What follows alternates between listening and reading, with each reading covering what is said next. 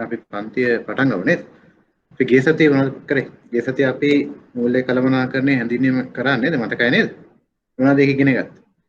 ඒ ප්‍රධානම දේ අපි ඉගෙන ගත්ත දේ තමයි ෆයිනෑන්ෂල් මැනේජ්මන්ට් වල තියෙන අරමුණ මොකක්ද කියන එක නේද? මොකක්ද අරමුණුනේ? අට හරි මතක නැහැ. මොකක්ද මූල්‍ය කළමනාකරණයේ අරමුණ? අයිතිකරුවන්ගේ ධනය උපරිම කිරීම. අයිතිකරුවන්ගේ ධනය උපරිම කිරීම තමයි අපේ අරමුණ වෙන්නේ. අයිතිකරුවන්ගේ ධනය කොහෙන්ද පෙන්වුම් කරේ? කොටස් වෙළඳපොලේ කොටස් වල මිල ගණන් වලින් තමයි ඒක පෙන්වුම් කරේ. ඒතර මූල්‍ය කළමනාකරණයෙන් ගත්තොත් අපේ ප්‍රධාන කාර්යයන් තුනක් තිබ්බා නේද? කාර්යයන් තුන තමයි ඉස්සෙල්ලාම අවශ්‍ය ප්‍රාග්ධනය අවම පිරිවැයකින් අවශ්‍ය වෙලාවේ රැස් කරන එක පළවෙනි කාර්යය. දෙවෙනි කාර්යය එසේ රැස් කරපු ප්‍රාග්ධනය අයිතිකරුවන්ගේ ධනය උපරිම වන පරිදි ආයෝජනය කිරීම. තුන්වෙනි කාර්යය තමයි ප්‍රතිලාභයන් බෙදා හැරීම. ඊළඟට අපි මූල්‍ය වෙළඳපොළ ගැන කතා කරා, ප්‍රාග්ධන වෙළඳපොළ ගැන කතා කරා නේද? මුදල් අතරමැදිකරණය ගැන කතා කරා. ඊළඟට අපි වැදගත් පාඩමක් පටන් ගත්ත අන්තිමට මුදලේ කාලීනගය කියන පාඩම. ඒකදී අපි මුලින්ම කතා කරේ කිසියම් මුදලක අනාගත වටිනාකම වෙන විදිය නේද? එතෙන්දී අපි භාවිතා කරා අපි මේ දවස්වල 10 11 වසර පන්තිවල ඉගෙන ගත්ත වැල්පොලි කියන සූත්‍රය. ඒක වැල්පොලි කියලා කිව්වේ. අපි ඒකට වැල්පොලි කියලා කිව්වේ. වැල්පොලි කියලා කිව්වේ එක් අවුරුද්දක හම්බෙන පොලියට නැවත ඊළඟ අවුරුද්දට යද්දී පොලියක් හම්බ වෙන නිසා නේද? එතෙන්දී අපි ඉගෙන ගත්තා මූල්‍ය කළමනාකරණයේ තියෙන වැදගත්ම සමීකරණයක් ඉගෙන ගත්තා. අනාගත වටිනාකම සමානයි වර්තමාන අගය වැඩි කිරීම එක ධන r වල n වෙනි බලය කියලා අපි සමීකරණයක් ඉගෙන ගත්තා. මතක ඇති නේද? එතකොට මේ සමීකරණයේ එක උපකල්පනයක් තියෙනවා. ඒ උපකල්පනය තමයි අවුරුද්දකට එක් වතාවක් විතරක් පොලි ගෙවනවා කියලා. ඒතර ඒ උපකල්පනයෙන් තමයි මේ සමීකරණය අපි හැදුවේ. බැරි වෙලාවත් අවුරුද්දකට පොලි ගෙවන වාර ගණන වෙනස් වුණොත් මොකද වෙන්නේ? අනාගත වටිනාකම වැඩි වේද අඩු වේද? කිසියම් මුදලක අනාගත වටිනාකම වැඩි වේද අඩු වේද? පොලි ගෙවන වාර ගණන වැඩි වුණොත් මොකද වෙන්නේ? වැඩි වෙයි. අනිවාර්යයෙන්ම අනාගත වටිනාකම වැඩි වෙනවා. අයියේ පොලියට පොලියක් හම්බ වෙනවා නේද? ඒ නිසා වැඩිපුර වාර ගණනක් පොලි ගෙවන්න කිසියම් මුදලක අනාගත වටිනාකම වැඩි වෙනවා. අපි එතකොට ගිය සතියේ අන්තිමට කතා කරා කිසියම් මුදලක අනාගත වටිනාකම තීරණය කරන සාධක මොනවද කියලා නේද? අනාගත වටිනාකම තීරණය කරන ප්‍රධාන සාධකයක් තමයි අද අපි ආයෝජනය කරන මුදල, පොලි අනුපාතය, කාලය, ඊට අමතරව අද අපි ඉගෙන ගත්ත එක පොලි ගෙවන වාර ගණන. ඔය හතර මත තමයි කිසියම් මුදලක අනාගත වටිනාකම තීරණය වෙන්නේ. එතකොට පොලි ගෙවන වාර ගණන ආවට පස්සේ මේ සමීකරණය පොඩ්ඩක් වෙනස් වෙනවා. හරි බෝඩ් එක පේනව නේද? බෝඩ් එක පේනවද? බෝඩ් එක පේනවද? ඔව්. බෝඩ් එක පේනව නේද? හරි. අපි අනාගත වටිනාකම ඉදා ඉගෙන ගත්තේ මේ සමීකරණය.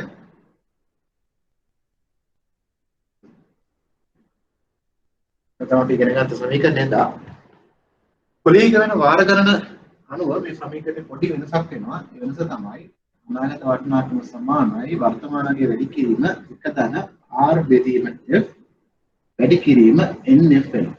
ඒක තමයි සමීකරණයේ වෙච්ච එකම වෙනස. මෙතන f කියලා කිව්වේ මොකක්ද?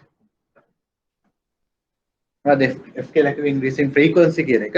f කියන එකේ තේරුම මොකක්ද? f කියලා කියන්නේ අවුරුද්දකට පොලි ගෙවන වාර ගණන.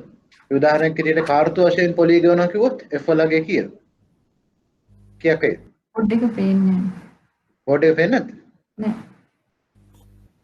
සර් බෝඩ් එක පේන්නේ නැහැ. දැන් පේනවද? දැන් පේනවද? ඒක බොඳයි සර්.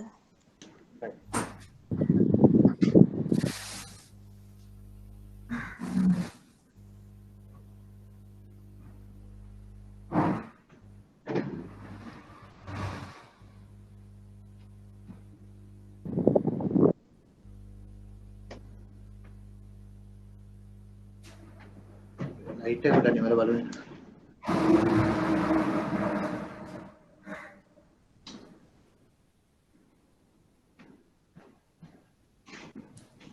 ඒක පේන්නේම නැහැ.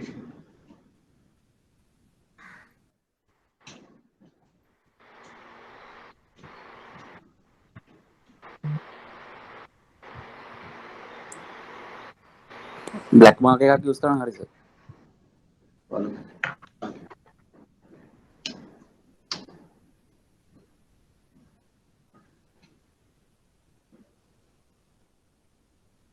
වේද මම එදා ඉගෙන ගත්ත සමීකරණ ලිව්වත්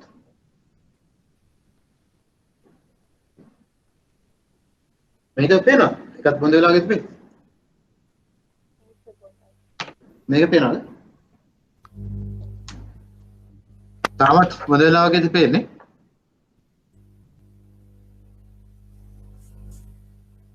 තාමත් එහෙමද නැත්නම් පේනවද ටිකක් මේ තියෙන අනාගත වටිනාකම ෆියුචර් වැලියු කියන එක තමයි FP වර්තමානයේ වැඩි කිරීම එක දන R වල n වෙනි බලය මේ තමයි අපි ගිය සතියේ ඉගෙන ගත්තා. එතකොට පොලිගන වාර ගණන අනුව මේ සමීකරණයේ පොඩි වෙනසක් වෙනවා. පරිකරණය බෙදීම එක දන R බෙදීම F වෙනවා වැඩි කිරීම n F වෙනවා. ඒක පේන්නෙම නැහැනේ. ලයිට් එක නිකන් වෙන්නේ නැති සර් පේන්නෙම නැත්තේ. ලයිට් එක මන් නිමෝ ඇත්.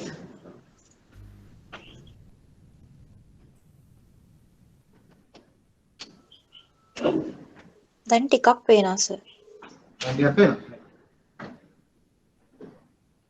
ඒතර දෙන්නගේ මේ සමීකරණේ එකම වෙනස තියෙන්නේ R බෙදීම F තියෙනවා n වැඩි කිරීම F තියෙනවා. එච්චරයි මේ සමීකරණයේ වෙච්ච වෙනස. මේ S කියලා කියන්නේ මොකද්ද? ෆ්‍රීකවන්සි කියන එක. මොකද්ද ෆ්‍රීකවන්සි කියලා කියන්නේ? අවුරුද්දකට පොලී ගෙවන වාර ගණන. ඒතර කාර්තු වශයෙන් පොලී ගෙවනවා නම් F වලගේ කීයක් වෙනවද? කාර්තු වශයෙන් පොලී ගෙවනවා නම් F වලගේ 4ක් වෙනවා. ඒ වගේම අර්ධ වාර්ෂිකව පොලී ගෙවනවා නම් F වලගේ 2ක් වෙනවා. මාසිකව පොලී ගෙවනවා නම් F වලගේ 12ක් වෙනවා. දෛනිකව පොලී ගෙවනවා නම් F වලගේ 365ක් වෙනවා. ඒ ගාන දින තියෙන තොරතුරු අනුව F වලගේ අපි තීරණය කරන්න ඕනේ. අපි ගිය සතියේ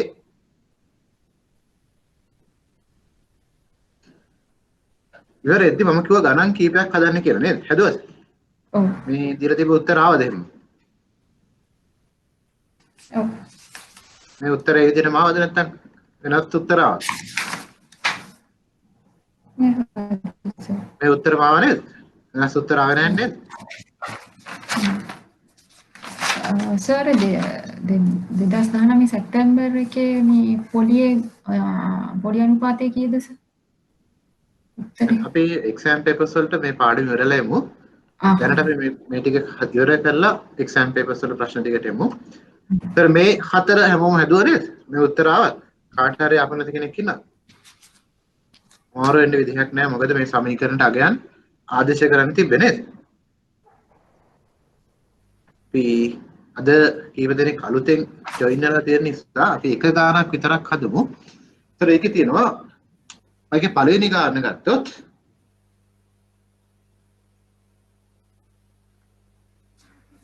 යහනවා අද $100ක අනාගත වටිනාකම කීයක්ද කියලා අහනවා අවුරුදු 5ක් අවසානයේ කාලය අවුරුදු 5යි පොලි අනුපාතය 10% කියලා දීලා තියෙනවා නේද? එහෙනම් අපි මොකද කරන්න ඕනේ? මේ දීලා තියෙන තොරතුරු සමීකරණවල ආදේශ කරන්න ඕනේ. ඔයගොල්ලෝගේ නෝට් එකේ ඇත්තේ F වෙනුවට T කියලා දාලා. එහෙමනේ? මම හිතන්නේ නෝට් එකේ දින්නේ අර මම අර කලින් කිව්ව ගානේ කලින් සමීකරණේ R බෙදීම F වෙනුවට ඔකට නෝට් එකේ ඇත්තේ R බෙදීම T කියලා දෙකම එකයි. එකම කියන්නේ කොහොමද? ඒතර මේ ගාන ගත්තොත් පළවෙනි ගාන ගත්තොත් වර්තමාන අගය දීලා තියෙනවා 100ක් කියලා. වර්තමාන අගය 100යි පොලි අනුපාතය 110යි ප්‍රතිශත ලකුණු අයින් කරනවා 0.1ක් වෙනවා. කාලය ඇවිල්ලා 5යි. නේද? වර්තමාන අගය 100යි පොලි අනුපාතය 110යි 10 කියන එක ප්‍රතිශත ලකුණු අයින් කරාම 0.1යි. අවුරුදු ගාන ගත්තොත් අවුරුදු 5යි. तर මේක ආදේශ කරාට පස්සේ නේ උත්තරේ තමයි අර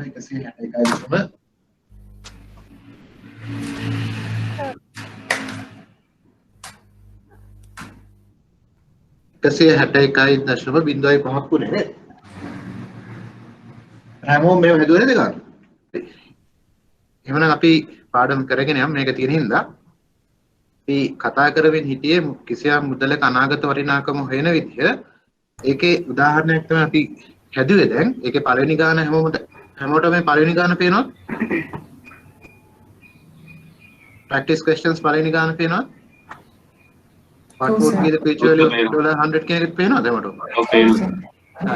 ඒක තමයි මම දැන් මේ වෙලාවේ බෝඩ් එකේ කරේ ඒකේ අහන්නේ අද ඩොලර් 100ක් තිරන වාගාව අවුරුදු 5ක් අවසානයේක වටිනාකම කීයද කියලා අහනවා. පොලි අනුපාතය දීලා තියෙනවා 10යි කියලා. ඒතර මේ වගේ ගාණක් දුන්නොත් මේ තියෙන අගයන් අපේ මේ සමීකරණයට ආදේශ කරන්න තමයි ඕනේ. මේ බෝඩ් එක හැමෝටම පේනවද දැන්? බෝඩ් එක පේනවද? දැන් පේනවා සර්.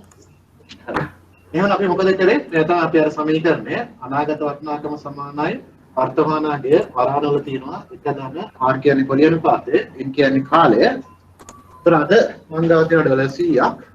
අපේ පොලි අනුපාතයේ 10%යි ප්‍රතිශත ලකුණ අයින් කරාම 0.1ක් වෙනවා. එහෙම නේද? එතකොට කාලය වෙලා අවුරුදු 5යි. ඒතර මේක සමීකරණය අගයන් ආදේශ කරලා කැල්කියුලේටර් එකෙන් හදුවට පස්සේ උත්තරේ එනවා 161.5ක්. මම එක වැරද්දක් කරලා තියෙනවා. මොකක්ද වැරද්ද කරමු. ගොඩක් අය එක්සෑම් එකේ මේ වරද්ද කරනවා. මොකක්ද වැරද්ද? මේ ගාන ලකුණු 5ක් දෙනවා නම් ඒ වරද නිසා හම්බෙන්නේ ලකුණු 4යි. මොකක්ද වැරද්ද? මොකක්ද වැරද්ද?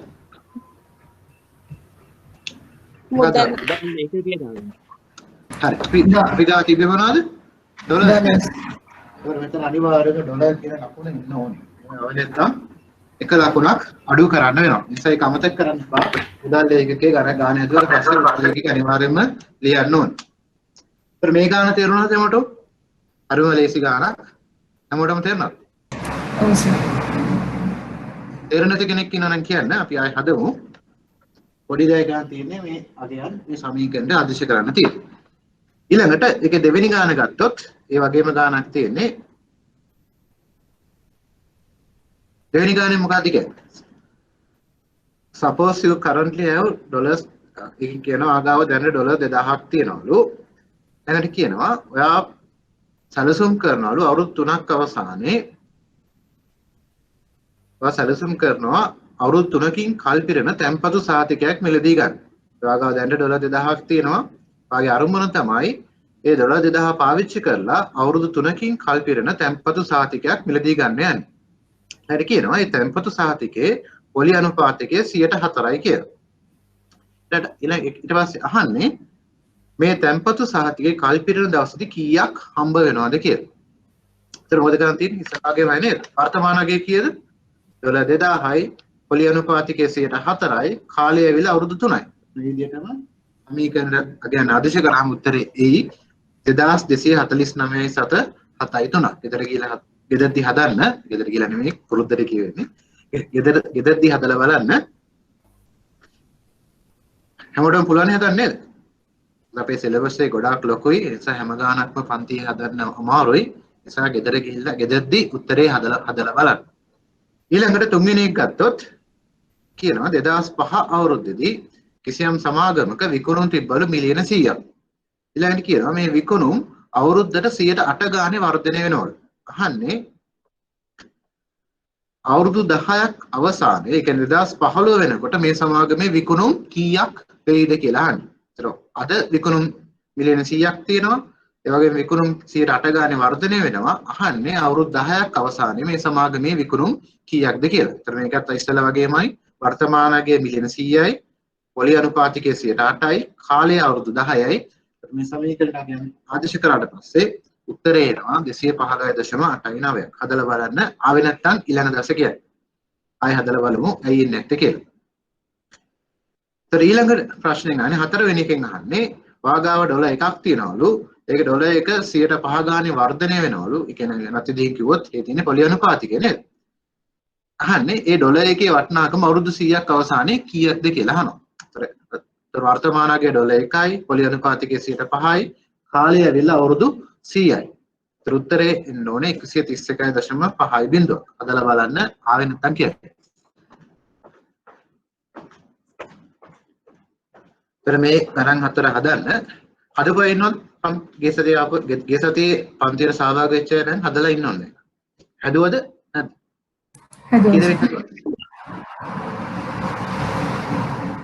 හදුවද නැද්ද? හදුවද? මේ උත්තර එනවා නේද? අනිවාර්යෙන් හදන්න. මොකද ඔයාලට දන්න ඇති ෆයිනෑන්ෂල් මැනේජ්මන්ට් කියන්නේ අද ජොයින් වෙච්ච අයට කියන්නේ අඩුම පාස් රේට් එකක් තියෙන සබ්ජෙක්ට් එක නේද? නිසා ටිකක් මහන්සි වෙන්න ඕනේ. ඒ වගේම ගොඩක් ගණන් හදන්න ඕනේ. ඒ වගේම දැන් කැල්කියුලේටර් එකක් නැත්තම් ඔය කට්ටිය ගාව කැල්කියුලේටර් එකක් ළඟ තියාගන්න. අද ගොඩක් ගණන් හදන්න තියෙනවා. එහෙනම් මෙතන වෙනකන් තමයි අපි ගිය සතියේ කතා කරේ. අද බලමු අද මොනවද අපි ඉගෙන ගන්න තියෙන්නේ කියලා.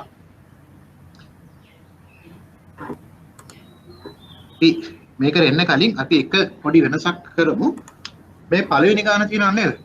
ඒතර පළවෙනි ගානේ අපි දැක්කා $100ක් තියෙනවා, අවුරුදු 5ක් තියෙනවා, 10ක් තියෙනවා. මේ ගානේ පොඩ්ඩක් ලියා ගන්න, පොඩ්ඩක් වෙනස් කරලා අපි හිතමු මේ පොලී ගෙවන්නේ අර්ධ වාර්ෂිකව කියලා.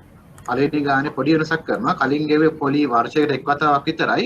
දැන් අපි උපකල්පනය කරමු මේ ගානට අනුව පොලිය ගෙවනවා.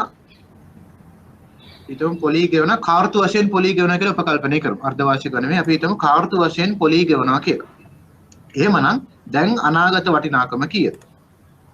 වර්තමාන වටිනාකම $100යි, කාලය අවුරුදු 5යි, පොලී අනුපාතිකය 10%යි. හැබැයි දැන් පොලී ගෙවනවා වර්ෂයකට 4 වතාවක් නේද? කාර්තු වශයෙන් කියලා කියන්නේ වර්ෂයකට 4 වතාවක් පොලී ගෙවනවා. එහෙමනම් දැන් අනාගත වටිනාකම කීයද? හොයන්න බලන්න. ඉස්සලගානේ පොඩි වෙනසක් කරා. දැන් පොලී ගෙවන්නේ කාර්තු වශයෙන්. කාර්තු වශයෙන් කියන්නේ අවුරුද්දකට 4 වතාවක් පොලී ගෙවනවා. එහෙනම් දැන් උත්තරේ කීයද? උත්තරේ මොකද වෙන්න ඕනේ? 161.05ම වෙයිද? වෙනස් ගානක් වෙයිද? මොකක්ද දෙන්න ඕනේ? මොකක්ද දෙන්න ඕනේ? කාට හරි හිතන්න පුළුවන්? මොකක්ද දෙන්න පුළුවන්? මොකක්ද දෙන්න ඕනේ සාමාන්‍ය? 161.05ට වැඩි උත්තරයක් වෙයිද? අඩු උත්තරයක් වෙයිද? මොකද උත්තරයක්? වැඩි උත්තරයක් වෙන්න ඕනේ නේද? හරි. හදන්න බලන්න. දෙන්න කියලා බලන්න.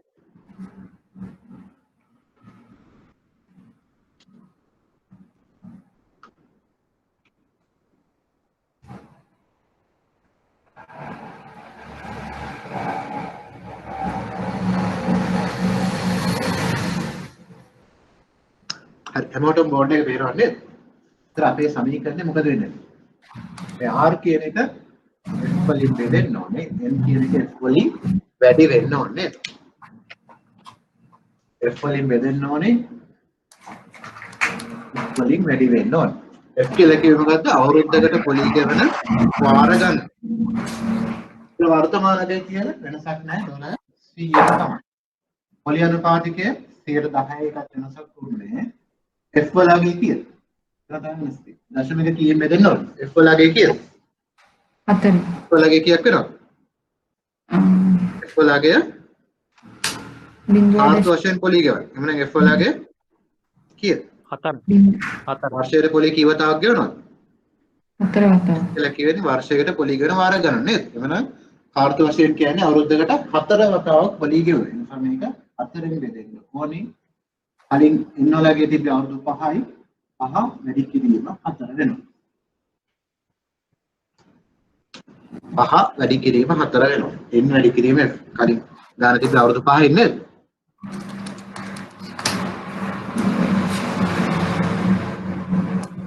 අවුරුදු 5ක් නේ. එහෙනම් 5 වැඩි කිරීම 4. මනස් උත්තරේ කීයද එන්නේ? දැන් හැමෝටම හදාගන්න පුළුවන් නේද? එහෙම නැත්නම් ඔකට තව ගෙදරින්ද උත්තරේ චෙක් කරගන්න තව විදිහක් තියෙනවා. Excel වලින් මේක හදන්න පුළුවන්. මට Excel ස්ක්‍රීන් එක පේනවද? මගේ කම්පියුටර් Excel ස්ක්‍රීන් එක පේනවද? ඔව් සර්. F වල Excel වල තියෙනවා future value කියලා ෆන්ක්ෂන් එක. එකකින් හදන්නත් පුළුවන්.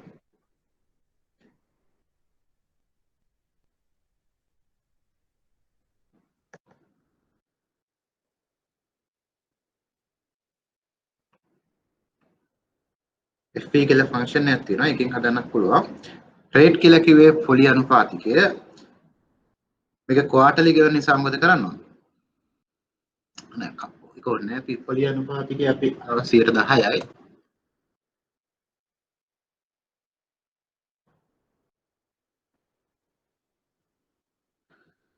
තර කාර්තු වශයෙන් ගෙවන නිසා අපි අතරෙන් 4ෙන් බෙදලා දාන්න ඕනේ. දශමික බෙදීම 4ක් වෙනවා පොලී අනුපාතිකය.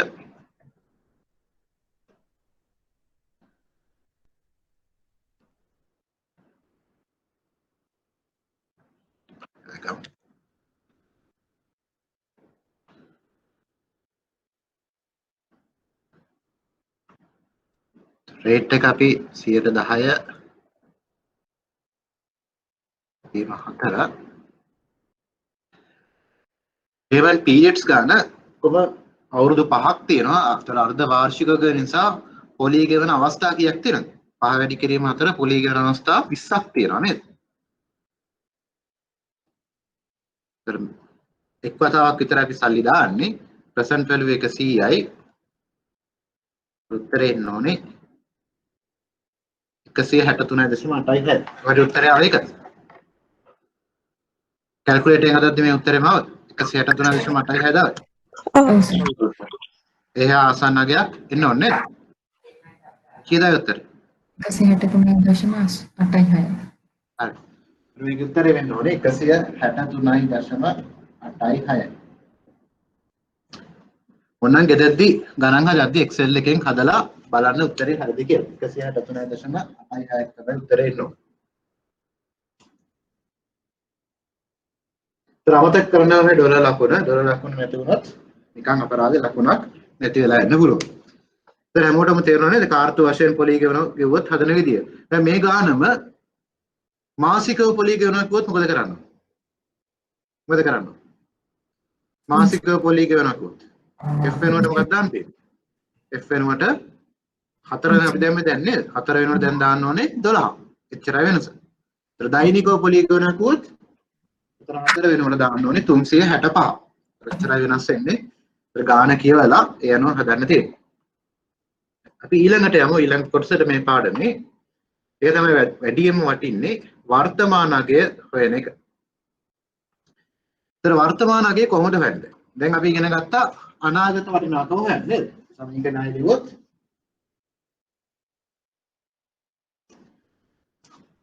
අනාගත වටිනාකම සමානයි වර්තමාන අගය වැඩි කිරීම එක ධන r වල ඉන්නේ බලය. දැන් අපි මොකක්ද හොයන්න ඕනේ? මේ කොටසේ අපි හොයාගන්න ඕනේ වර්තමාන අගය හොයන්න ඕනේ. අනාගත මුදල් ප්‍රමාණයක් දුන්නොත් ඒකේ අද වටිනාකම හොයන්න ගියොත් මොකද කරන්නේ? අපිට පුළුවන් මේ සමීකරණේ දෙපැත්තම එක ධන r ඉන්න වලින් බෙදන්න නේද? දැන් මෙහෙම බෙදුවොත් මොකද වෙන්නේ? මේක කැපිලා යනවා නේද? ඒ කැපිලා කියලා ඉතුරු වෙන්නේ මොකක්ද? වර්තමාන අගය සමානයි අනාගත වටිනාකම් බෙදීම එක ධන r වල ඉන්වෙනි බලය. අර මේ තමයි වර්තමාන අගය හොයන සමීකරණය. අර සමීකරණයම තමයි පොඩි එහාට මෙහාට කිරීමක් තියෙන්නේ. එතකොට ෆයිනෑන්ස් වල ජීවිත කාලය පුරාම මේ සමීකරණය මතක තියෙනවා. තාම වැදගත් සමීකරණ. බොහෝ ගණන් වල මේ සමීකරණ තමයි භාවිතා කරන්නේ. නිසා අනිවාර්යයෙන්ම දැනගත යුතු දෙයක් තමයි වර්තමාන අගය හොයන විදිය. ඒක දන්නේ නැතුව ෆයිනෑන්ස් ඉගෙන ගන්න බෑ අතට.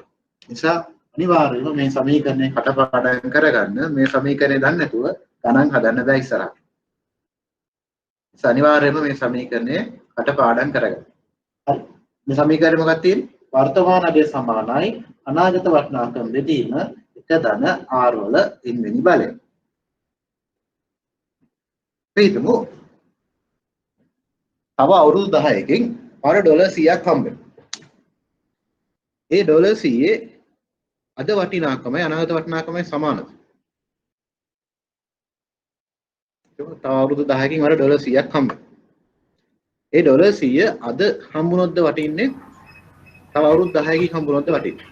එතකොට අද ඩොලර් 100ක් හම්බ වෙන්න තියෙනවා. තව අවුරුදු 10කින් ඩොලර් 100ක් හම්බ වෙනවා කියන්නේ.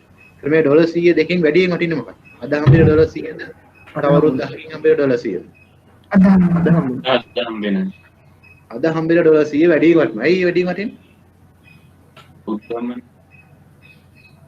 අපි ඉගෙන ගන්නවා මුදලේ මොකක් හරි ශක්තියක් ගැන නේද? මොකක්ද ඒ ශක්තිය? සාවාර්ථික දේ ඉගෙන ගත්තා. මුදලේ මොකක් හරි ශක්තියක් ගැන ඉගෙන ගත්තා නේද? මොකද අපි ඉගෙන ගත්තා? මුදලේ ක්‍රය ශක්තිය. මොකද ක්‍රය ශක්තිය කියලා කියන්නේ? purchasing power. ඉංග්‍රීසියෙන් කිව්වොත්. මොකද ක්‍රය ශක්තිය කියලා කියන්නේ? කිසියම් මුදලකට මිලදී ගත හැකි භාණ්ඩ හා සේවා ප්‍රමාණය තමයි ක්‍රය ශක්තිය කියලා කියන්නේ නේද? වෙනද?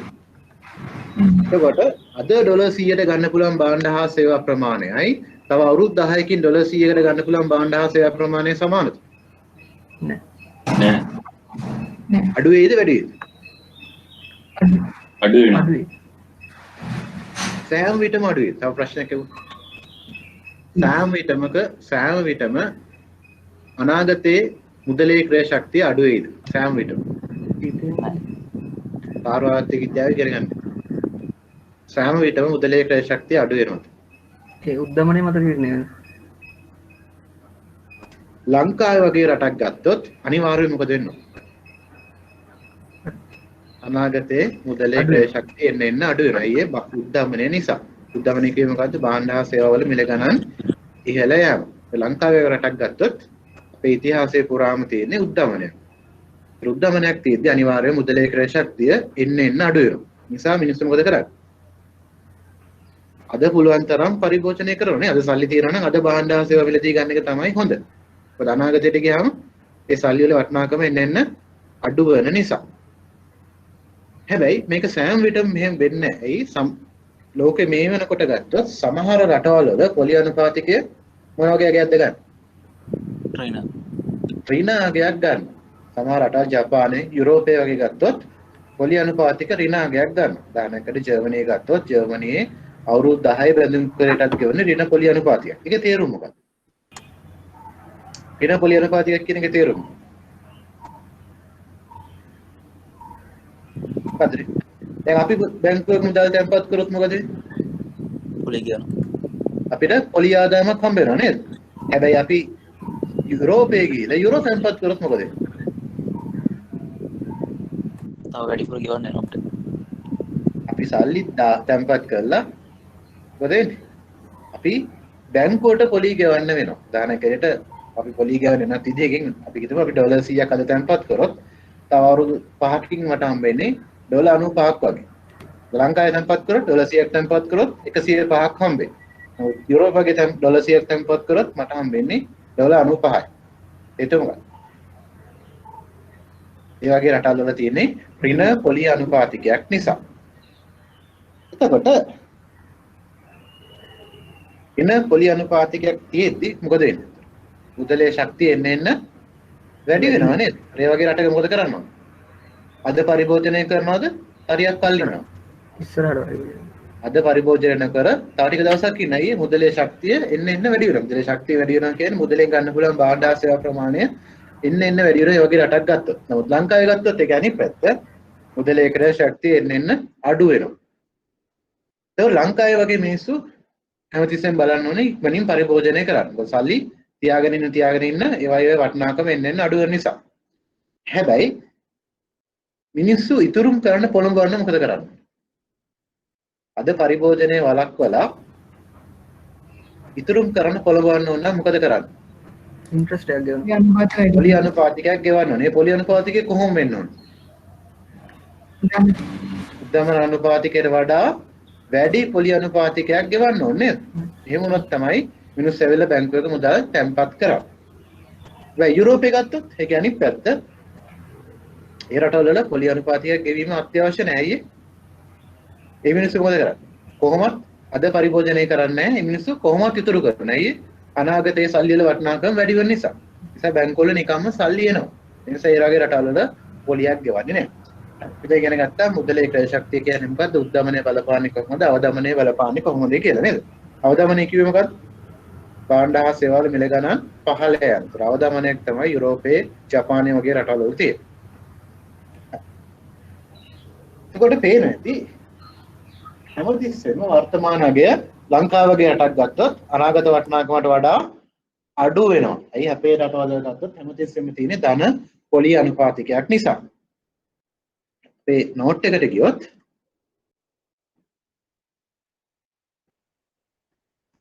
මේ තමයි අර සමීකරණේ නෝට් එකේ පෙරලා තින්නේ නේද? ඒතර වර්තමාන වටිනාකම කියන්නේ අනිත් කලින් ඉගෙන ගත්ත අනාගත වටිනාකමේ ප්‍රතිවිරුද්ධ තත්ත්වය. කලින් අපි කරේ කම්පවුන්ඩින් එහෙම නැත්නම් සංයුක්ත කිරීම තමයි කලින් කරේ. දැන් අපි වර්තමාන අගය හොයන නිසා එක වට්ටම් කරන්න ඕනේ. ඒකට අපි කියන ඩිස්කවුන්ටිං කියලා. ඒ වට්ටම් කිරීමෙන් තමයි වර්තමාන අගය හොයන්නේ. එක උදාහරණයකින් බලමු කොහොමද හොයන්නේ කියලා වර්තමාන අගය. හරි. අපි හිතමු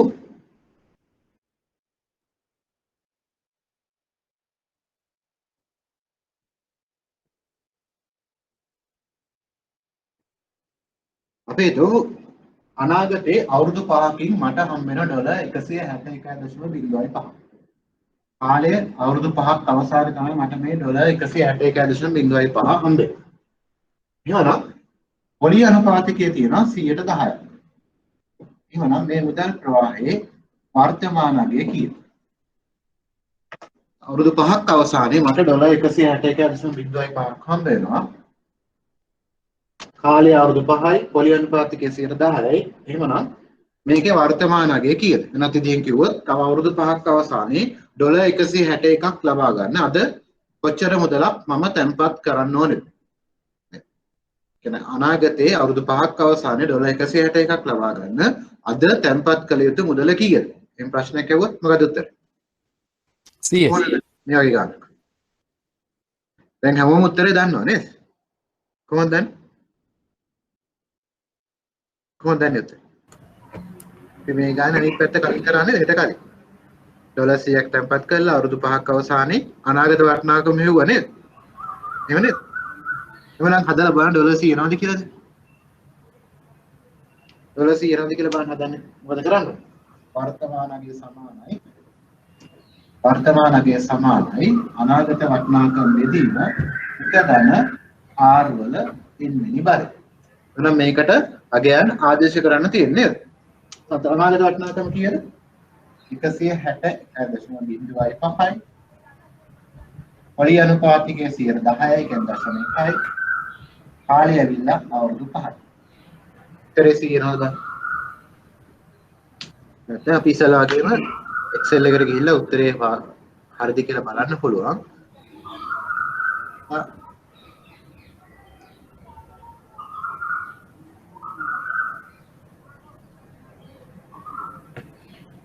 සම්ප්‍රදාය කියලා සමීකරණයක් මේකේ තියෙනවා. පොලි අනුපාතිකය වල 10%යි. කාලය ඇවිල්ලා අවුරුදු 5යි.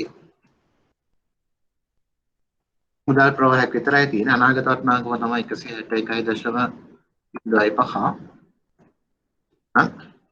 වර්තමාන අගය කීයද? ඩොලර් 100යි නේද? කැල්කියුලේටර් එකෙන් උත් මේ උත්තරේ මාවොත් 100 එනවද?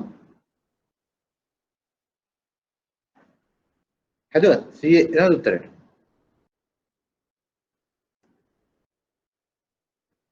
ඩොලර් 100 එනවද? ඩොලර් 100 එනවද නැද්ද? එනවා. එනව නේද? හරි. එහෙනම් අපි මේ ගාන තව පොඩි වෙනසක් කරමු. අපි හිතමු මේ R වල අගය 105යි කියලා. දැන් උත්තරේ හොයන්න බෑ.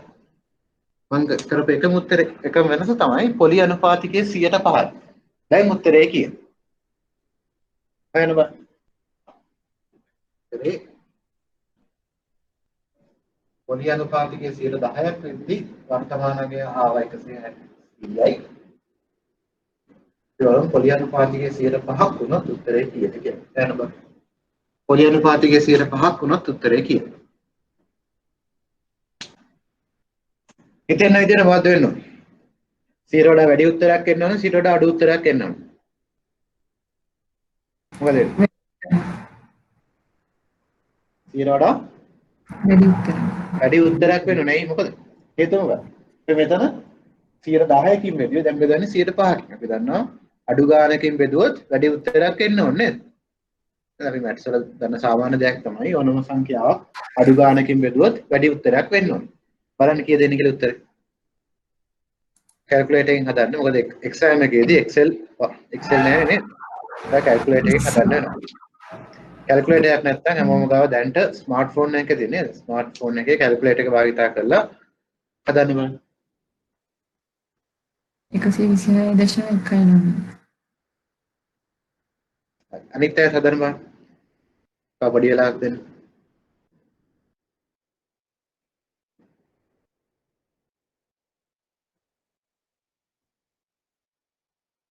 හැමෝම හදන්න. මොකද හැමෝටම ගණන් හදන්න පුළුවන් වෙන්න ඕනේ.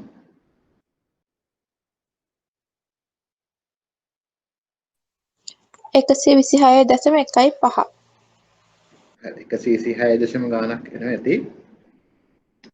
බලමු.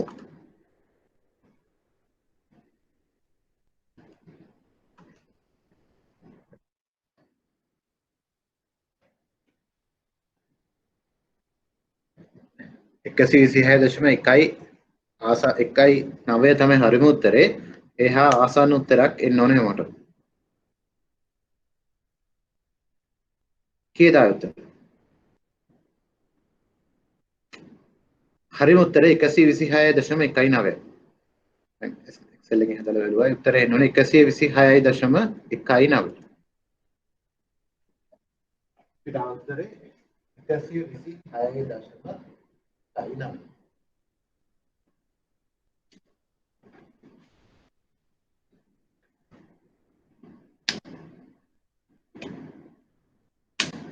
තියෙනවා මොකද උනේ අපි පොලි අනුපාතිකය 10% ඉඳලා 5 දක්වා අඩු කරනකොට වටිනාකම මොකද උනේ වැඩි වුණා නේද පොලි අනුපාත වැඩි වෙනකොට වටිනාකම් පොලි අනුපාතික අඩු වෙනකොට වටිනාකම් වැඩි වුණා නේද ඒතර මේක තමයි මේකත් හොඳට මතක තියාගන්න එක්සෑම් එකේ නිතරම අහන ප්‍රශ්නයක් සහ නිතරම අනිත් පාඩම් වලදීත් අවශ්‍ය වෙනවා මූල්‍ය කළමනාකරණයට අනුව පොලි අනුපාතිකයි වටිනාකම අතර තියෙන්නේ ඍණ සම්බන්ධතාවයක්. මේක කොහෙද ලියලා හොඳට කටපාඩම් කරගන්න. මේක තමයි මූල්‍ය කළමනාකරණයේ තියෙන වැදගත්ම සම්බන්ධතාවය. පොලි අනුපාතිකයි වටිනාකම අතර තියෙන්නේ ඍණ සම්බන්ධතාවයක්. මොකක්ද ඒක තේරුම? ඍණ සම්බන්ධතාවය කියන තේරුම මොකක්ද? පොලි අනුපාතික අඩු වෙනකොට වටිනාකම් වැඩි වෙනවා. ඒ වගේම පොලි අනුපාතික වැඩි වෙනකොට වටිනාකම් අඩු වෙනවා. එකක් වැඩි වෙද්දී අනිත් එක අඩු වෙනවා. එකක් අඩු වෙද්දී අනිත් එක වැඩි වෙනවා. ඒකයි මේ කියන්නේ ඍණ සම්බන්ධතාවයක් කියන එකේ තේරුම. මම හොඳට මතක තියාගන්න පොලි අනුපාතිකයි වටිනාකම අතර තියෙන්නේ ඍණ සම්බන්ධතාවය. කියන්නේ පොලි අනුපාතික වැඩි වෙනකොට වටිනාකම් අඩු වෙනවා. පොලි අනුපාතික අඩු වෙනකොට වටිනාකම් වැඩි වෙනවා. තේරුණාද ඒක? ඊට මේ සමීකරණයෙන් අපි ඉගෙන ගත්ත එක නේද? මේ ගාන ඉගෙන ගත්තේ අපි මේ සම්බන්ධතාවය. ඒක හොඳට මතක තියාගන්න. නිතරම පාඩම් වලදී ඕක අවශ්‍ය වෙනවා. ඒතර මේකට තමයි කියන්නේ මූල්‍ය කළමනාකරණයේ තියෙන වැදගත්ම සම්බන්ධතාවය. එහෙමනම් අපි දැන් ඕන මුදල් ප්‍රවාහයක වර්තමාන අගය හොයන්නේ නේද? මේ වර්තමාන අගයට තමයි වෙනත් විදිහකින් කිව්වොත් මූල්‍ය උපකරණයක වටිනාකම මොකක්ද කියලා ඇහුවොත් ෆයිනෑන්ස් වල මූල්‍ය උපකරණයක වටිනාකම හොයන්න කිව්වොත් මොනවද මූල්‍ය උපකරණ? අපි කලින් ගිය සතියේ ඉගෙන ගත්තා. මොනවද මූල්‍ය උපකරණ? මුදල් වෙළඳපොළ උපකරණ තිබ්බා නේද? ප්‍රාග්ධන වෙළඳපොළ උපකරණ තිබ්බා. මොනවද උපකරණ? මොනවද? මොනවද මූල්‍ය උපකරණ කියලා කියන්නේ? අපි ගිය සතියේ ඉගෙන ගත්තා. භාණ්ඩාගාර බිල්පත්, භාණ්ඩාගාර සුරකුම්පත්, ණයකර කොටස් නේද? ඒවට තමයි මූල්‍ය උපකරණ කියලා කියන්නේ. එහෙමනම් මූල්‍ය උපකරණයක වටිනාකම කියන්නේ මොකටද? මූල්‍ය උපකරණයක වටිනාකම කියලා කියන්නේ අදාළ මූල්‍ය උපකරණයෙන් ලැබෙන අනාගත මුදල් ප්‍රවාහයන්ගේ වර්තමාන වටිනාකමට තමයි අදාළ මූල්‍ය උපකරණයේ වටිනාකම කියලා කියන්නේ. එහෙමනම් බැඳුම් කරේක වටිනාකම කොහොමද වෙන්නේ? හරිම ලේසි. එහෙනම් බැඳුම් කරයක් මිලදී ගන්න අද යනවා. දැනගන්න ඕනේ වටිනාකම කීයද කියලා. අහගන්න ඕනේ නේද? මොකක් කර දෙයක් මිලදී ගන්න කලින් වටිනාකම හොයාගන්න එපා නේද? කොහොමද බැඳුම් කරේ වටිනාකම? හරිම ලේසි. මොකද කරන්නේ? අදාළ බැඳුම් කරේ අනාගත මුදල් ප්‍රවාහයන් ටික හොයාගන්න ඕනේ. ඊට පස්සේ මොකද කරන්නේ? ඒ මුදල් ප්‍රවාහයන් ටික වෙළඳපොලේ පොලි අනුපාතිකයෙන් වට්ටම් කරන්න ඕනේ. කියන්නේ මේ සමීකරණ භාවිතා කරලා වට්ටම් කරලා අද වටිනාකම හොයාගන්න ඕනේ. ඒක තමයි අදාළ මූල්‍ය උපකරණයේ වටිනාකම කියලා කියන්නේ. එහෙනම් මේ වර්තමාන අගය කියන්නේ මොකක්ද අතට? ඕනම මූල්‍ය උපකරණයක වටිනාකම හොයන්න කිව්වොත් කරන්න තියෙන්නේ වර්තමාන අගය හොයන එක. තේරුණාද? තේරුණාද? මේක ඉතාම වැදගත්. බොහෝ තැන්වල මේ ප්‍රශ්නේ එනවා. තේරුණාද? තේරුණාද? මේක අපි තවදුරටත් ඉගෙන ගන්න අපි අනාගත පාඩම් තියෙනවා කොටස් වල වටිනාකම හොයන්න තියෙනවා බැඳුම් කරවල වටිනාකම හොයන්න තියෙනවා. ඒ පාඩම් වල නැවත අපි මේ සමීකරණේ භාවිතා වෙන නිසා තමයි මේක ඉතාම වැදගත් කියලා කිව්වේ. තේරුණාද නැද්ද? දැන් හැමෝටම පුළුවන් වෙන්න ඕනේ අනාගත මුදල් ප්‍රවාහයක් දුන්නොත් ඒකේ වර්තමාන අගය හොයන්න. තේරුණාද නැද්ද? ඇහෙනවද? ඇහෙනව නේද? ඔව් සර්. එහෙනම් මොකද්ද මූල්‍ය කළමනාකරණයේ තියෙන සම්බන්ධතාවය? මොකක්ද සම්බන්ධතාවය? සම්බන්ධතාවය තමයි පොලි අනුපාතික කයි වටිනාකම අතර තියෙන්නේ ඍණ සම්බන්ධතාවයක් කියන එක. ඉතින් දැන් මේ ගාණන් එක හොයාගත්තා නේද? මේ ගාණන් හොයාගත්තා. පොලි අනුපාතිකයේ 10%ක් වෙද්දී වර්තමාන අගය 100ක් වුණා. පොලි අනුපාතිකයේ 5%ක් වෙද්දී වර්තමාන අගය 126.19ක් වුණා. මොකද මේ පොලි අනුපාතික අඩු වෙනකොට වටිනාකම් වැඩි වෙනවා. ඒක තමයි මේ ඍණ සම්බන්ධතාවය කියලා කියන්නේ. හරි. ඒක තේරුණා නේද නේද? එහෙමනම් වර්තමාන වෙනකොට කල්පනා කරලා කියන්න බලන්න ලංකාවේ වෙළඳ පොලේ තියෙන මූල්‍ය උපකරණ වලට මොකද වෙන්නේ? මොකද්ද වෙන්නේ?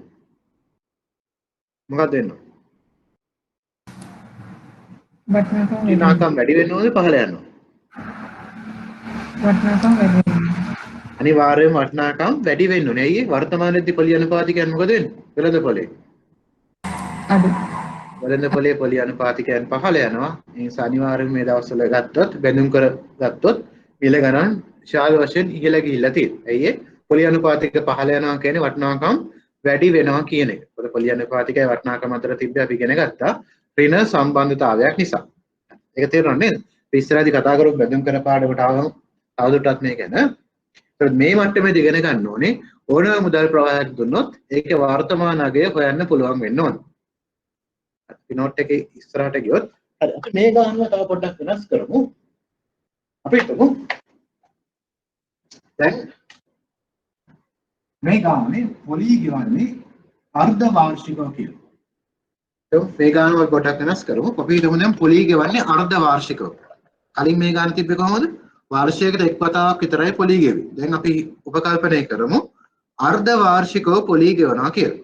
එහෙනම් දැන් මොකද වෙන්නේ? මේ සමීකරණය මොකද වෙන්නේ? මේ ඉගෙනගත්ත සමීකරණය හරි. වර්තමානයේ සමානයි අනාගත වටිනාකම් බෙදීම එක ධන r බෙදන්න ඕනේ f වලින් වැඩි කරන්න ඕනේ n f වලින්. හරි. අනාගත වටිනාකම වගේ තමයි නේද? r පොලි අනුපාතික f වලින් බෙදලා n එක f වලින් වැඩි කරන්න ඕනේ. හරි. එහෙමනම් හොයන්න බලන්න දැන් උත්තරේ කීයද කියලා. එකම වෙනස අපි කරේ දැන් අපි උපකල්පනය කරා මේ ගානේ අර්ධ වාර්ෂිකව පොලි ගෙවනවා කියලා. ඒ අර්ධ වාර්ෂිකව පොලි ගෙවනවා කිව්වොත් වර්ෂයට කී වතාවක් පොලි ගෙවනවද? වර්ෂයට කී වතාවක් පොලි ගෙවනවද? දෙවතාවක්. එහෙනම් f වලගේ දෙකක් වෙනවා නේද? එහෙනම් හදන්න බලන්න උත්තරේ කීයද කියලා. ඒතර අනාගත වටිනාකම ආයෙත් 161.25යි. අනාගත වටිනාකම 161.05යි. එක ධන පොලි අනුපාතිකයේ 10 එක දෙකෙන් බෙදන්න ඕනේ අර්ධ වාර්ෂිකව ගෙවන නිසා කාලය තිබේ 5යි 5 වැඩි කිරීම 2 වෙනවා.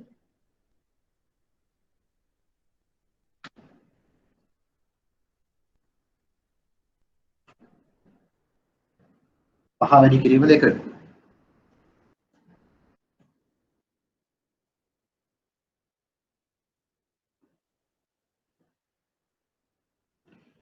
බැරි වෙලාවත් කාර්ත වශයෙන් ගෙවනවා කිව්වොත් මේ 2 වෙනකොට එන්නේ 4 කියන.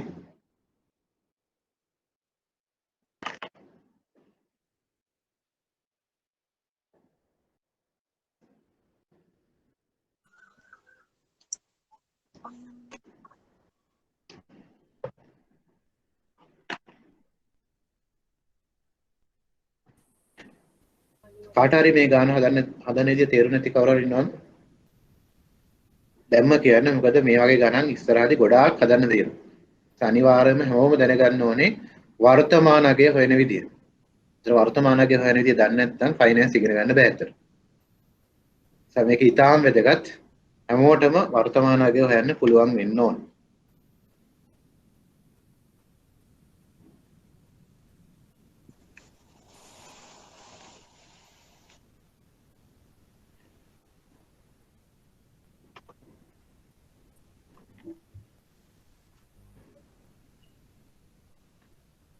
අනු 8.84 අපිට බලමු උත්තරේ.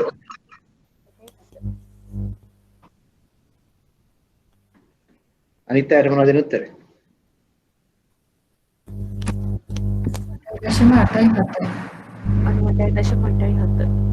හරිම උත්තරය ඇවිල්ලා 98.87. ඒක තමයි Excel එකෙන් මම හදලා බැලුවේ.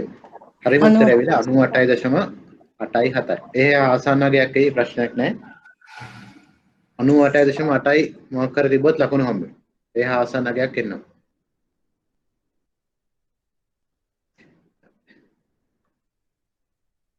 උත්තරේ එන්න ඕනි 98.87.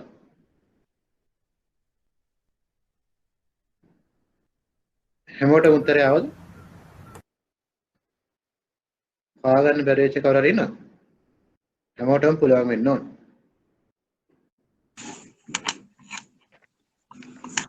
අපි ඉගෙන ගත්තා අනාගත වටිනාකම වෙන විදිය, වර්තමාන අගය වෙන විදිය. එහෙනම් කල්පනා කරලා කියන්න බලන්න.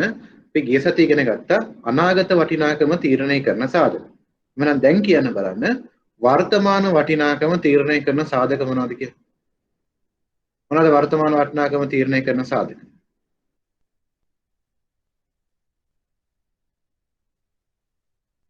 ඕනම මුදල් ප්‍රවාහයක වර්තමාන අගය තීරණය කරන සාධක මොනවද?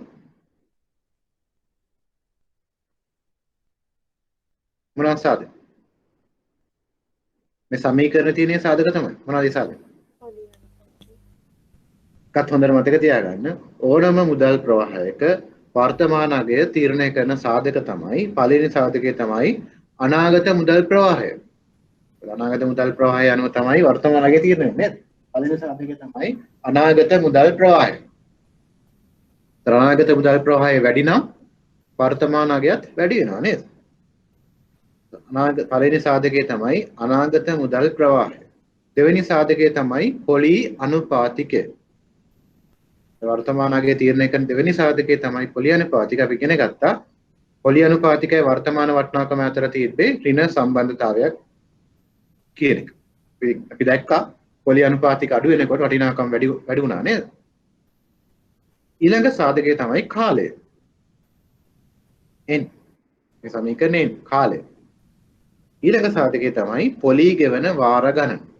ද්‍රවණ මුදල් ප්‍රවාහයක වර්තමාන අගය තීරණය කරන සාධක හතරයි. ඒ සාධක හතර තමයි අනාගත මුදල් ප්‍රවාහය, පොලි අනුපාතිකය, කාලය සහ පොලි ගෙවන වාර ගණන. ඔය සාධක හතර මත තමයි ඕනම මුදල් ප්‍රවාහයක වර්තමාන අගය තීරණය වෙන්නේ. ඒක මතක තියාගන්න. ඒක එක්සෑම් එකට ඉතාම වැදගත්.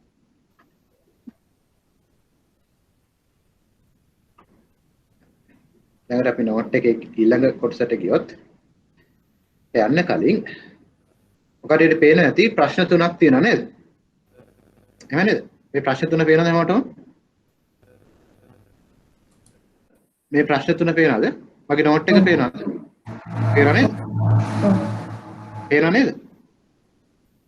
පේනව නේද? හරි පේනවා නම් අද මේ ලෙක්චර් එක ඉවරුනහම මේ ගණන් තුන තනියෙන් හදන්න අමාරු නෑ. සමීකරණ ඉලක්කම ආදේශ කරන්න තියෙන උත්තරේ තියෙනවා.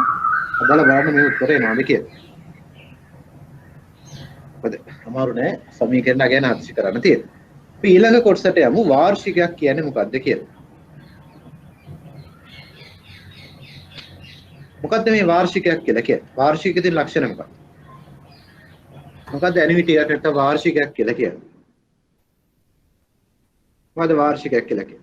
දැන් මේ අපි දැන් මෙතෙක් වෙලා හදපු ගණන් වල තිබ්බේ එක මුදල් ප්‍රවාහයක් විතරයි නේද? එක අනාගත වටිනාකමක් විතරයි එක්කෝ එක වර්තමාන අගයක් විතරයි තිබ්බේ නේද? මොකද මේ වාර්ෂිකයක් කියන්නේ? අපි මෙතෙක් කලින් ඉගෙන ගත්තේ වාර්ෂිකය වෙනස් වෙන්නේ කොහොමද? වාර්ෂිකයක් ගත්තොත් මුදල් ප්‍රවාහ කීපයක් තියෙනවා. ඒතර වාර්ෂිකයේ තියෙන ලක්ෂණය මොකක්ද? වාර්ෂිකයක් කියලා කියන්නේ එකම මුදල් ප්‍රවාහය නිශ්චිත කාලයක් පුරා ලැබෙනවා නම් ඒකට තමයි අපි වාර්ෂිකයක් කියලා කියන්නේ. මොකද්ද වාර්ෂිකයක් කියලා කියන්නේ? එකම මුදල් ප්‍රමාණය නිශ්චිත කාලයක් පුරා හම්බ වෙනවා නම් ඒකට අපි කියනවා වාර්ෂිකයක් කියලා. උදාහරණයක් ඇටියට මට සෑම වසරක් අවසානයේ අවුරුදු 5ක් යනකම් $100 බැගින් ලැබෙනවා නම් ඒ වගේ වට තමයි වාර්ෂිකයක් කියලා කියන්නේ. ඒතර වාර්ෂිකයක් කියන එක තේරුම දන්නවද නේද? වාර්ෂික තියෙන ලක්ෂණ මොකක්ද? එකම මුදල් ප්‍රවාහයක් තියෙන්න ඕනේ. ඒ වගේම නිශ්චිත කාලයක් තියෙන්න ඕනේ. නිශ්චිත කාලයක් පුරා එකම මුදල් ප්‍රවාහයක් ලැබෙනවා නම් ඒකට කියනවා අපි වාර්ෂිකයක් කියලා. උදාහරණයක් ගත්තොත් මෙන්න මේ වගේ එකක්.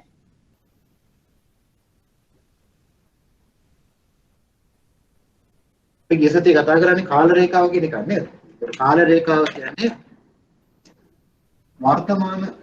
වර්තමානයේ තමයි බිඳුව කියලා කියන්නේ. අදට තමයි බිඳුව කියලා කියන්නේ. මේ තමයි පළවෙනි වසර අවසානයේ, මේ දෙවෙනි වසර අවසානයේ, මේ තුන්වෙනි වසර අවසානයේ. කාල රේඛාවේ තියෙන උපකල්පනය තමයි සෑම මුදල් ප්‍රවාහයක් ලැබෙන්නේ අදාළ කාල සීමාව අවසානයේ කියන එක. ඒත් මේ පළවෙනි එකෙන් කියන්නේ මොකක්ද? පළවෙනි වසර අවසානය. එහෙම නැත්නම් වෙනත් විදිහකින් කිව්වොත් මේ කියන්නේ දෙවෙනි වසර ආරම්භය කියන එක. මේ දෙක කෙනෙක්ගේ තේරුම මොකක්ද? දෙවෙනි වසර අවසානයේ නැත් විදිහකින් කිව්වොත් තුන්වෙනි වසරේ ආරම්භය. තුන කියන එකේ තේරුම මොකක්ද? තුන කියන එකේ තේරුම තුන්වෙනි වසර අවසානයේ එහෙම නැත්නම් හතරවෙනි වසර ආරම්භය කියන එක. වෙනම් වාර්ෂිකයක් කියලා කියන්නේ 100 රැකින් හැම වසරක් අවසානයේ මට ලැබෙනවා නම් මේකට අපි කියනවා වාර්ෂිකයක් කියලා. තේරුණාද? මේ වගේ එකට තමයි වාර්ෂිකයක් කියලා කියන්නේ. ඉතින් මෙහෙම එකක් ගත්තොත් බෝඩ් එක නම් ක්ලියර් නැහැ තමයි මොකද කරන්නේ. මට පේන ඇති අවුරුදු 3ක් තියෙනවා 1 2 3 කියලා. මේ 100 දකින් මේ අවුරුදු හැම වසරක් අවසානයේම හම්බ වෙනවා. ඒතර වාර්ෂිකයක් කියන්නේ මේ වගේ එකට. නිශ්චිත කාලයක් පුරා එකම මුදල් ප්‍රවාහයක් ලැබෙනවා නම් ඒවට තමයි අපි වාර්ෂික කියලා කියන්නේ. මෙහෙම දෙයක් ගත්තොත් මෙතන තියෙනවා 100ක්. මෙතන තියෙනවා 50ක්. මෙතන වෙනවා 100ක්. මේක වාර්ෂිකයක්ද නැද්ද? පළවෙනි වසර අවසානයේ 100ක් හම්බ වෙනවා. දෙවෙනි වසර අවසානයේ 50ක් හම්බ වෙනවා. තුන්වෙනි වසර අවසානයේ 100ක් හම්බ වෙනවා. මේක වාර්ෂිකයක්. මේක වාර්ෂිකයක් වෙනවා. නැහැ. මේක වාර්ෂිකයක් වෙන්නේ නැහැ. ඇයි ඒ? අපි කිව්වා වාර්ෂික තියෙන ලක්ෂණ මොනවද? නිශ්චිත කාලයක් පුරා එකම මුදල් ප්‍රවාහය හම්බ වෙනවා. මෙතන උනේ මොකද? 100ක් හම්බ වෙනවා 50ක් හම්බ වෙනවා 100ක් වෙනවා. එකම මුදල් ප්‍රවාහය නෙමෙයි. ඒ නිසා මේක වාර්ෂිකයක් වෙන්නේ නැහැ. ඒක නිසා අපි මේක වාර්ෂිකයක් වෙන්නේ නැහැ. දැන් වාර්ෂිකයක් වෙන අනිවාර්යම තියෙන දේ තමයි එකම මුදල් ප්‍රවාහය හම්බෙන්න ඕනේ.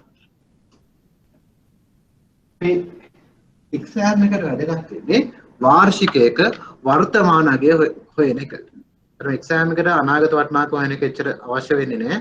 ඒ නිසා බලමු කෙලින්ම අපි යමු වර්තමාන අගය හොයන විදිහ. අපිට අවශ්‍ය වෙන්නේ වාර්ෂිකයක අනාගත වටිනාකම හොයන එක නෙමෙයි. වාර්ෂිකයක වර්තමාන අගය හොයන විදිහ. කෙලින්ම එකට යමු නිසා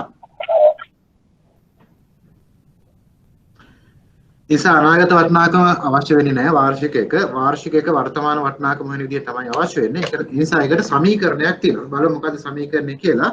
මේකේ නෝට් එකේ සමීකරණය පැහැදිලි නැතිව ඇති. සමීකරණය තමයි නේද දෙන්න.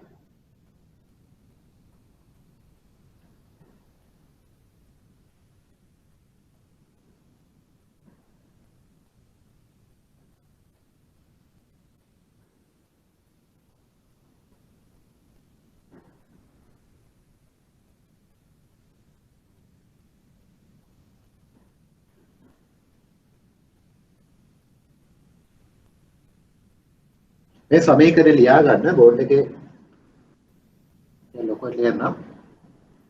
මේ තමයි වාර්ෂික වර්තමාන අගය වෙන සමීකරණය.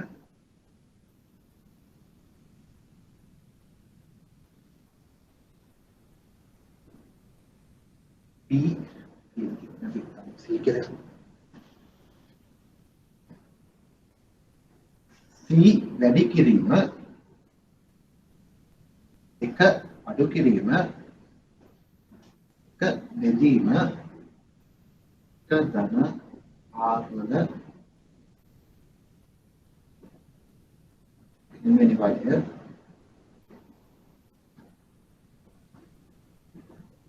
බෙදීම R මේක තමයි වාර්ෂිකයක වර්තමාන අගය වෙන සමීකරණය. ඒ තමයි වාර්ෂිකයක වර්තමාන අගය වෙන සමීකරණය.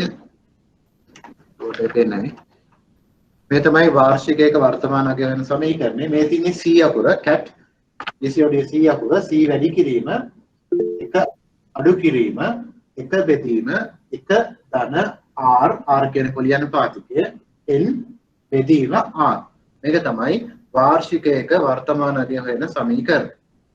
බෝඩ් එක පේනව නේද හැමෝටම?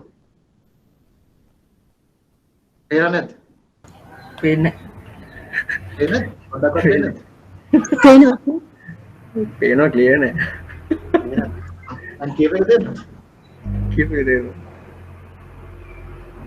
දැන් පේනවා ටිකක්.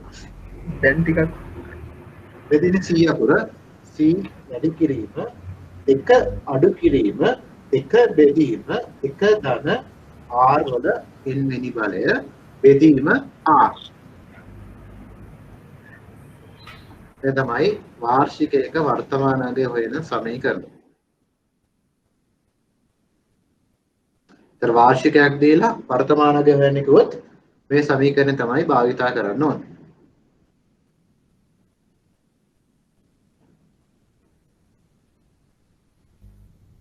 පැහැදිලිද? C වැඩි කිරීම C කිව්වේ මොකක්ද අතරම මෙතන? මොකද්ද මේ C කියලා කිව්වේ? C කියලා කිව්වේ එක මුදල් ප්‍රවාහයක වටිනාකම. වාර්ෂිකයක් ගත්තොත් වාර්ෂිකයක් කියන්නේ මොකක්ද? එකම මුදල් ප්‍රවාහයක් නිශ්චිත කාලයක් පුරා ලැබෙන එක තමයි අපි වාර්ෂිකයක් කියලා කිව්වේ. C කියලා කිව්වේ එක මුදල් ප්‍රවාහයක්. එක මුදල් ප්‍රවාහයක වටිනාකම තමයි මේ C කියලා කියන්නේ. C වැඩි කිරීම 1 අඩු කිරීම 1 බෙදීම 1 ධන R වල n වෙනි බලය බෙදීම R.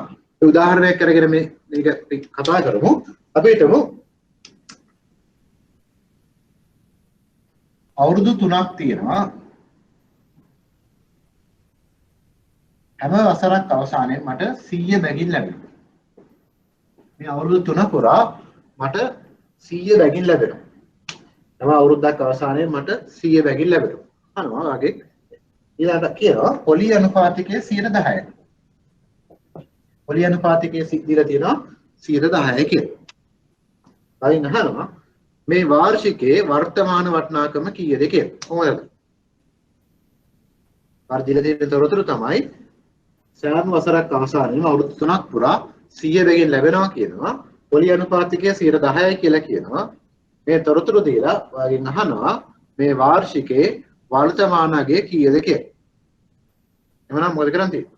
මේ දීලා තියෙන තොරතුරු මේ සමීකරණයට ආදේශ කරන්න තියෙන්නේ. C වල අගය කීයද? කරවල කියන්න බෑ. C වල අගය කීයද? මෙතන කීයද? මෙතන කීයද? කීයද මෙතන? 100. 100. මම කිව්වා C කියලා කිව්වේ මොකද්ද? එක මුදල් ප්‍රවාහයක වටිනාකම. දැන් තව පොඩි දැන් ඒකට එන්න කලින් මෙතන 50 ආවොත් මොකද කරන්නේ? මේ සමීකරණය හදන්න පුළුවන්ද? දෙවෙනි වසර අවසානයේ 50ක් කියලා කිව්වොත් මේ සමීකරණය හදන්න පුළුවන්. හදන්න බෑ. ඇයි හදන්න බැරි වෙන්නේ? මේක වාර්ෂිකයක් නොවන නිසා. මේ සමීකරණය දාන්න පුළුවන් වෙන්නේ වාර්ෂිකයක් නම් විතරයි. 100 නම් මේ C වලගේ 100ක් වෙනවා. ඊළඟට මේ R වලගේ කිය R කියලා කිව්වේ පොලි අනුපාතිකය. මම ඉස්සෙල්ලා කිව්වා පොලි අනුපාතිකය 110. එහෙනම් R වලගේ 0.1ක් වෙනවා. මෙතන R වලගේ 0.1ක් වෙනවා. N වලගේ කීයද? කොරවල කියන්න බෑ. මේ සමීකරණය අනුව N වලගේ කීයද? 3. N වලගේ කීයද? 3යි. N වලගේ 3යි. N වලගේ කීයද? බය වෙන්න එපා, පන්ති වගේ නෙමෙයි. වැරදුනත් කාටවත් පේන්නෙත් නැහැ නේද? ඒ නිසා ප්‍රශ්නයක් නැහැ. කීයද N වලගේ? 3යි. N වලගේ 3යි. මේකේ මුළු කාලය විල අවුරුදු 3යි. හරි ඉච්චරයි ගන්න තියෙන්නේ. දැන් තියෙන්නේ සුළු කරන්න. සුළු කරාම වෙනවා මේ වාර්ෂිකයේ වර්තමාන අගය කීයද කියලා. හරිම ලේසියි නේද? සුළු කරද්දී මතක තියාගන්න මේ මැත්ස් වල ඉගෙනගෙන නැති ඉස්සලා පොඩි වරහනින් පටන් ගන්න. ඉස්සලා 1.1 තුන්වෙනි බලය හොයාගෙන ඒක එකෙන් බෙදලා එකෙන් ඒන උත්තරය අඩු කරලා ඒ උත්තරය තමයි 0.1කින් බෙදන්න ඕනේ. ඊට මේ ටික සුළු කරලා ඉවරලා තමයි මේ 100න් වැඩි කරන්න ඕනේ. පියවරෙන් සුළු කරන්න ඕනේ. හරිද? ඒ ඉගෙනගෙන තියෙන්නේ 7 වසර 8 වසර පන්ති අපි ඉගෙනගෙන තියෙනවා නේද? මේවා සුළු කරා. කීයද බලන්න උත්තරේ? මේකත් Excel වලින් හදන්න පුළුවන්. බලමු Excel වලින් කී දෙනෙක් කියලා.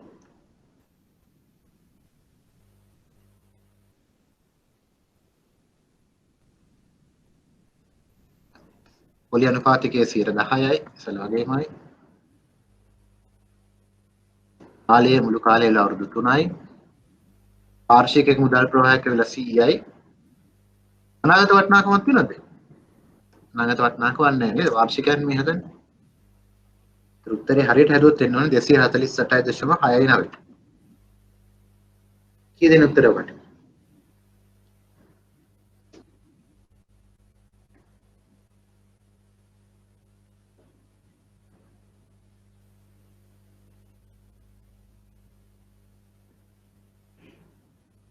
ඉතල පොඩි වරහණෙන් සුළු කරන්න පටන් ගන්න. පොඩි වරහණෙන් සුළු කරලා ලොකු වරහණට එන්න ඕනේ. ඉස්සෙල්ලා මේ ටික සුළු කරන්න. ඊට පස්සේ මේ වරහණ සුළු කරන්න. ඊට පස්සේ මේක මේකෙන් බෙදන්න. ඊට පස්සේ සීයෙන් හරි. උත්තරේ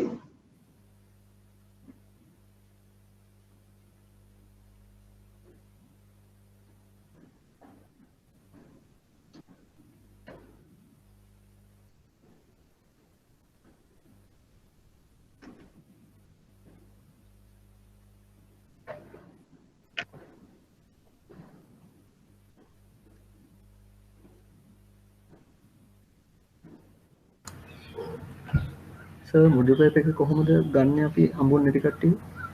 මොකද මොඩල් පේපර් එක හම්බුන්නේ නැත්නම් කොහොමද ගන්නේ? මොඩල් පේපර් එකත් ෂෙයා කළා නැද්ද? ඒ කියන්නේ මට මේල් එකට නම් සර් ඇවිල්ලා නැහැ දැන් ඔය පේපර් එක. මොකක් හරි මේල් එකේ නෑ මේකෙන් ගන්න පුළුවන් තැනක් තියෙනවා කියලා කිව්ව නේද? ක්ලාස් රූම් හරි මොකක්ද තියෙනවා? ක්ලාස් රූම් සයිට් එකේ. ඔව් එතන තියෙනවා කියලා තමයි. මොඩල් පේපර්ස් නෙමෙයි දීලා තියෙන අතර මේ පාස් එක්සෑම් පේපර්ස් වල ප්‍රශ්න දීලා තියෙනවා. මොඩල් පේපර්ස් දීලා නැහැ. හරි.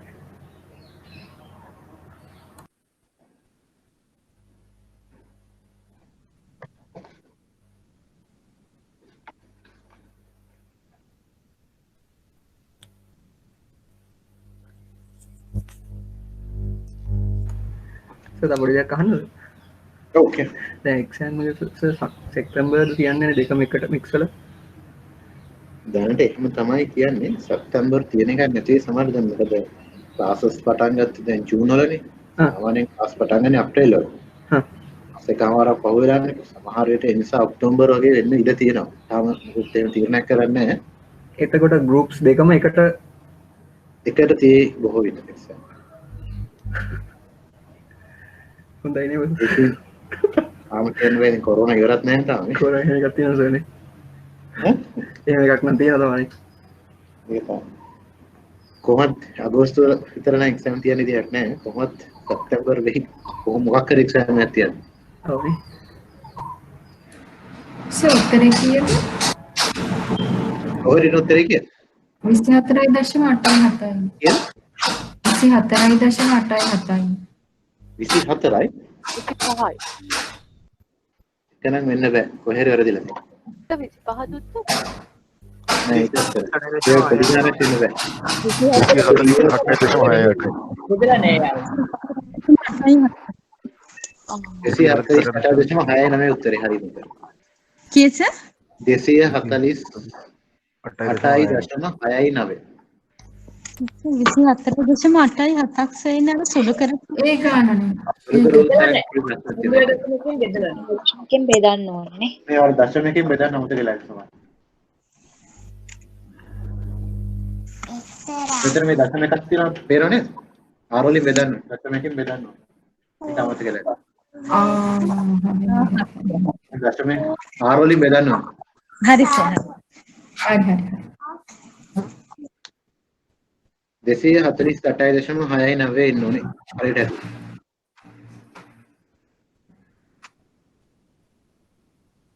දැන් බැරි වෙලාවත් එක්සෑම් එකට ගියාම මේ සමීකරණ අමතක වුණොත් මොකද වෙන්නේ? එක්සෑම් එක ෆේල් වෙයිද? අමතක වුණොත් මොකද වෙන්නේ? ඇත්තට මේ සමීකරණේ නැති වුණොත් මේ ගාන හදන්න බැයිද? කල්පනා කරලා කියන්න. මේ එක්සෑම් එකට ගියාම මේක අමතක වෙන්න පුළුවන් නේද? අමතක වුණොත් මේක හදන්න තව ක්‍රමයක් තියනවද නැද්ද? තව ක්‍රමයක් තියනවද නැද්ද?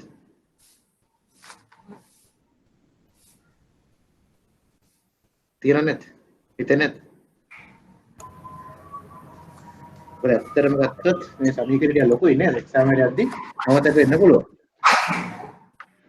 කොහොමද දැන්? මේක අමතක වුණොත් කොහොමද දැන්?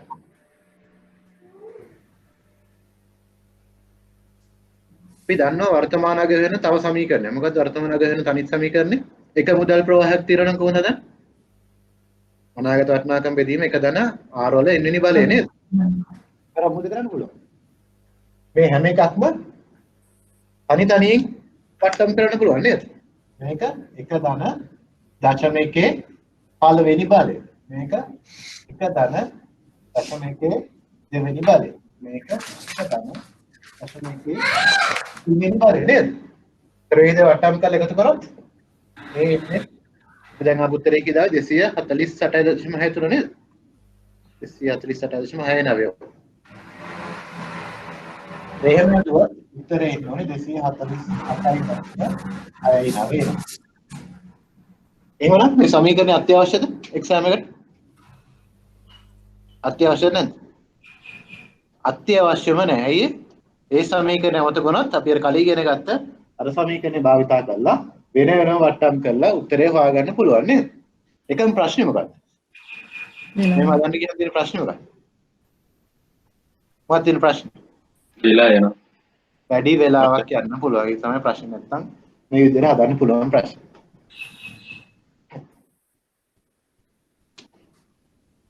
හැමෝටම තේරුණා නේද? ඒතර මේක තනියෙන් හදලා බලන්න. ඒ වගේම මේ සමීකරණය අමතක වුණා කියලා බය වෙන්න එපා. මේ විදිහට හදන්න පුළුවන්. මේ පොඩ්ඩක් කාර්යය ඉච්චරයි එන්න.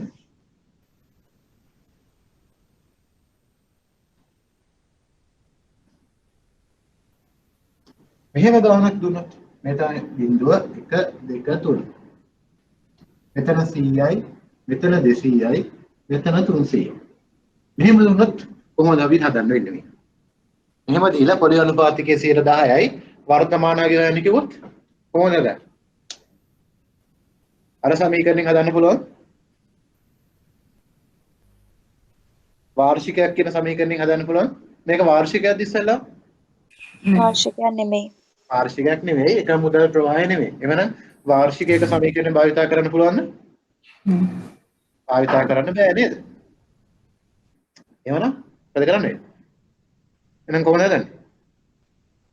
අපි දැන් කතා කරා වගේ එකිනෙක වෙන වෙනම වට්ටම් කරලා තමයි උත්තරේ හොයන්න වෙන්නේ නේද? නේද? එහෙම වුණොත් වෙන වෙනම වට්ටම් කරලා තමයි උත්තරේ ගන්න වෙන්නේ.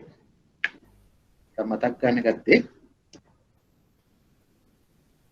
ඊළඟට ඔව් වෙන වෙනම වට්ටම් කරන එක චුට්ටක් ආයි කියන්නකෝ.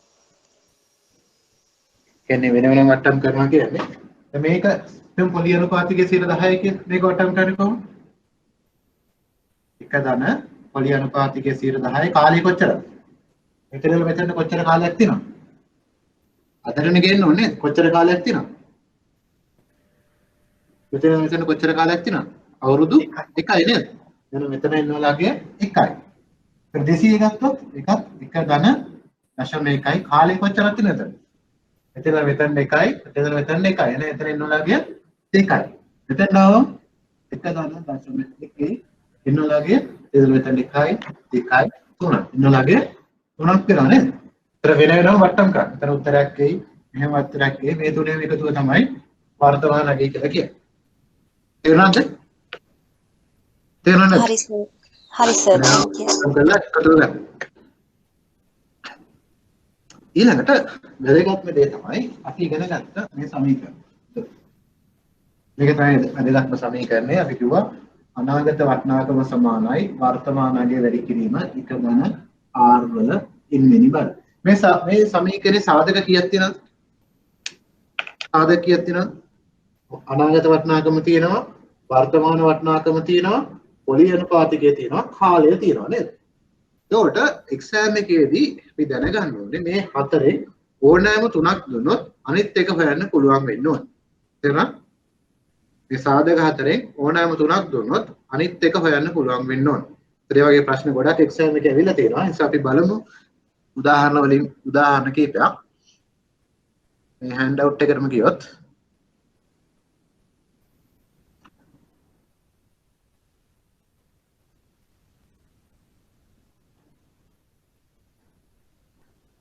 හෑන්ඩ් අවුට් එක අන්තිම පිටුවට ගියොත් පළවෙනි ප්‍රශ්නේ කියවන්න බලන්න. හෑන්ඩ් අවුට් එකේ අන්තිම පිටුවේ පළවෙනි ප්‍රශ්නේ කියවන්න බලන්න පොඩ්ඩක්. හෑන්ඩ් අවුට් එක තියෙනවනේ මොකටද නේද? හෑන්ඩ් අවුට් එකේ අන්තිම පිටුවේ තියෙන පළවෙනි ප්‍රශ්නේ කියවන්න බලන්න.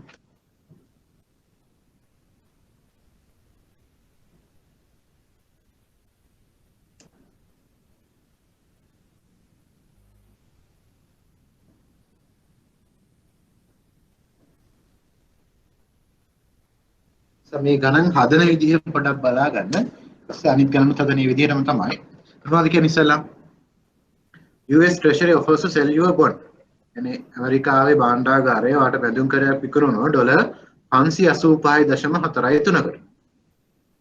වගේම කියනවා මේ බැඳුම් කරේ කල් පිරෙන දවස දක්වා කිසිම මුදල් ප්‍රවාහයක් ගෙවන්නේ නැල්ලු. ඒ වගේම කල් පිරෙන්නේ අවුරුදු 10ක් ගියාට පස්සෙලු. එහෙනම් කාලය ඇවිල්ලා අවුරුදු 10 නේද? ඒ වගේම කියනවා කල් පිරෙන දවසේදී වාට ඩොලර් 1000ක් ගෙවනවා. එමනම් මොනවද දීලා තියෙන තොරතුරු? අද මේ බැඳුම් කරේ වටිනාකම කීයද? අද වාට මේ බැඳුම් කරේ කීය ගානේ ගන්න පුළුවන්ද? අද කීයද මේ බැඳුම් කරේ විකුණන්නේ වාට? 585.43. අද බැඳුම් කරේ වාට මිලදී ගන්න පුළුවන් 585.43ට. ඊට පස්සේ කල් පිරුණාට පස්සේ කීයක් හම්බ වෙනවද? ඩොලර් 1000ක් හම්බ වෙනවා. එහෙනම් මොනවද දීලා තියෙන තොරතුරු? වර්තමාන අගය දීලා තියෙනවා, අනාගත වටිනාකම දීලා තියෙනවා, කාලය දීලා තියෙනවා. එහෙනම් මොකද්ද නැත්තේ දීලා? මොකද්ද අපි දන්නේ නැත්තේ? මොකද්ද අපි දන්නේ නැත්තේ? පොලි අනුපාතිකය දන්නේ නැහැ නේද? එhmenan අපි හොයන්න ඕනේ පොලි අනුපාතිකය. බලමු මේ ගාන හදලා. වර්තමානයේ අගය දීලා තියෙනවා 585.43යි. අනාගත වටිනාකම දීලා තියෙනවා 1000යි. එක ගණන අපි r දන්නේ. අපි rx කියලා භාවිතා කරමු. r දන්නේ නිසා කාලය 10යි. බලන්න x හොයන බර. මේ වගේ සමීකරණ මෙතන 11 අවසර 10 අවසර වගේ ඉගෙන ගත්තා නේද? බලන්න මේ x හොයන බර. ඔය try එකක් දෙන්න බලන්න x හොයන.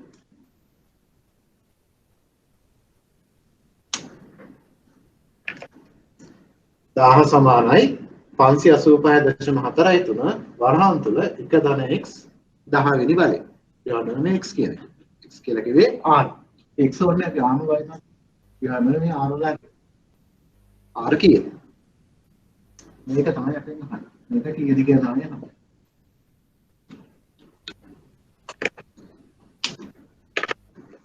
සමීකරණ ඉදීම නේද? කොහොමද මේක හොයන්නේ? එක්සෑම් එකේ මේ වගේ ප්‍රශ්න ඇවිල්ලා තියෙනවා. අවුරුදු එකෙනෙක් කියවනේ 2019 සැප්තැම්බර් ප්‍රශ්නයක් කියලා. 2019 සැප්තැම්බර් තියෙන්නේ මේ වගේ ප්‍රශ්නයක් නේද?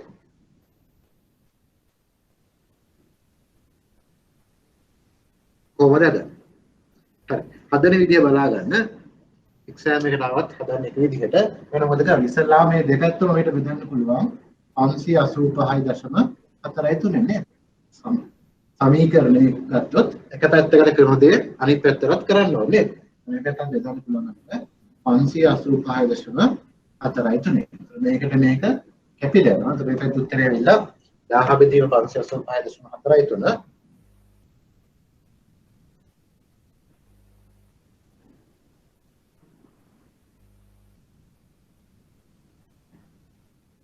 කයදශම 7.8 සමානයි 1 ධන r වල 10 වෙනි බර.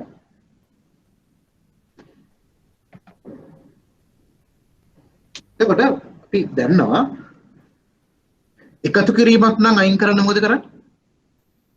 සමීකරණ එකතු කිරීමක් නම් අයින් කරන්න මොකද කරන්නේ? ඒකේ ප්‍රතිවිරුද්ධ දේ කරන්න ඕනේ නේද? එකතු කිරීමක් නම් අපි අඩු කිරීම කරන්න ඕනේ.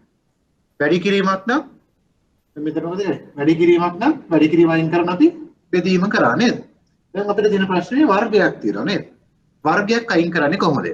එකතු කිරීමක් නම් අඩු කරන්න ඕනේ. වැඩි කිරීමක් නම් බෙදීම කරන්න ඕනේ. දැන් වර්ගයක් තියෙනවනම් වර්ගයක් අයින් කරන්න මොකද කරන්නේ? වර්ගමූලය. වර්ගමූලය ගන්න ඕනේ. එහෙනම් 10 වර්ගමූලය දෙපැත්තටම ගන්න ඕනේ නේද? මොකද එක පැත්තකට කරන දේ අනිත් පැත්තට කරන්න ඕනේ. මේ පැත්තේ 10 වර්ගමූලය ගත්තොත් 10 වර්ගමූලය කියන්නේ මේ වගේ දෙයක් නේද? මේකට මේක කියලා යනවා. මෙතන ගන්න ඕනේ 1.7.8 10 වෙනි වර්ගමූලය ගන්න. සමානයි 1 ධන r වෙන. ඒ පැත්තටම 10 වර්ගමූලය ගත්තා. ඊළඟ ප්‍රශ්න. කොහොමද දැන් 10 වර්ගමූලය ගත්තේ? කැල්කියුලේටර් එකේ කොහොමද මේක හදන්නේ? කොහොමද? රටේ කැල්කියුලේටර්ස් වල ඇති සමහර කැල්කියුලේටර්ස් වල මෙහෙම ලකුණක් තියනවා නේද? තියලා නැත්. scientific calculators ගත්තොත් මෙහෙම ලකුණක් තියනවද? තියනවා නේද? ඔව්. තියෙනවා නම් 1.7.8.1 ටයිප් කරලා මේ ලකුණ ටයිප් කරලා වරහන් තුල 1 බෙදීම 10 දැන් මාම උත්තරේ තමයි 10 වර්ගමූලයක හොයාගන්නේ. කැල්කියුලේටර් එකෙන් 10 වර්ගමූලය ගන්න මේ විදිහට. ගන්න බලන්න කැල්කියුලේටර් එකෙන් උත්තරේ කීයද?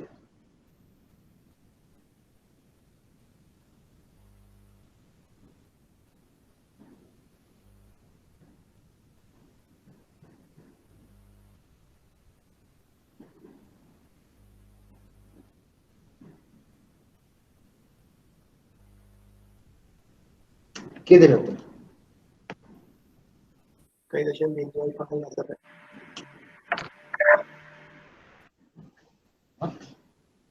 හරිනේ 1.0.5 සමානයි 1 ධන 1.0.5 සමානයි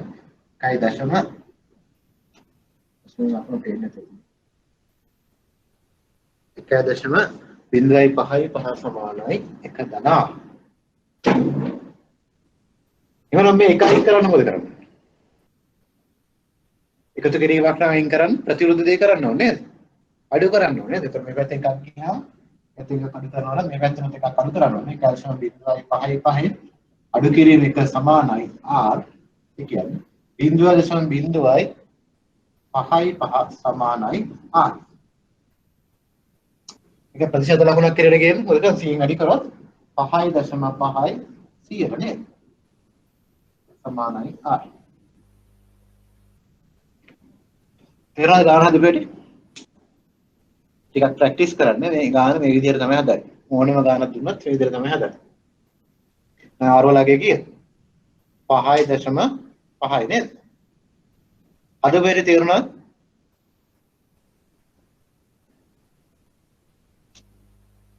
හදපෙටි තේරුණා නැද්ද? 5.5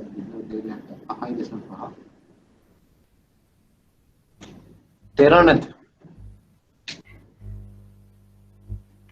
මේ සමීකරණයේ සාධක හතරෙන් ඕනෑම තුනක් දුන්නොත් අනිත් එක හොයන්න පුළුවන් වෙන්න ඕනේ.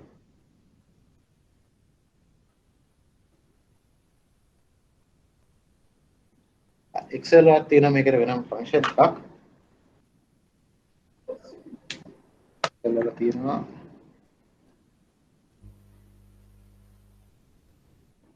Excel එක තියෙනවා rate කියලා ෆන්ක්ෂන් එකක්. ඒක උත්තර හරිද කියලා බලන්න පුළුවන් හදලා rate කියලා එකක් තියෙනවා. NPR කියලා කියන්නේ කාලය කොච්චර කාලයක් තියෙනවද කියනවා. ඒතර කාලය දීලා තිබ්බ අවුරුදු 10යි. අතරමැද මුදල් ප්‍රවාහයක් නැහැ. එක මුදල් ප්‍රවාහයක් විතරයි තියෙන්නේ. වර්තමානයේ ඇවිල්ලා 583යි 585.43යි.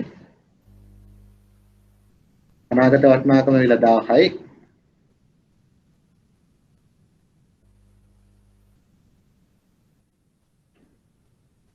වර්තමාන අගය හරි අනාගත වටිනාකම හරි ටයිප් කරද්දී එකක් ඍණ හැටියට දාන්න නැත්නම් උත්තරේ එන්නේ නැහැ.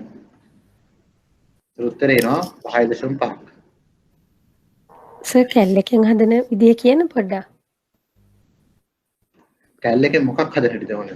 අර වර්ගමූලයේ ලකුණ දාලා ඊට පස්සේ වරහන් ඉස්සෙල්ලා කැල්කියුලේටර් එකේ 1.7.8 ටයිප් කරලා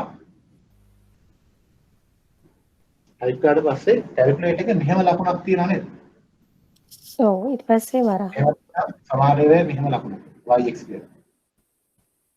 පස්සේ එහෙමනම් 1.7.8 ටයිප් කරලා මේ ලකුණ ටයිප් කරලා ඊට පස්සේ වරහණක් දාලා 1 බෙදීම 10 දාන්න. වරහණක් තුල 1 බෙදීම 10 දාන්න. ඒතර එනවා 1.0.55. එනවා නේද ඒකට? ඕකේ. මේ ලකුණ දාලා 1 බෙදීම 10 දාන්න වෙන වරහණක් තුල. ඒතර එනවා උත්තර. ඒතර එන්නේ 1.0.55. එනවා නේද? එනවා නැත්නම් ඕකේ සර්. ඊට පස්සේ 1.0.55 ආවට පස්සේ 1.0.55 සමානයි 1 ධන r වලට.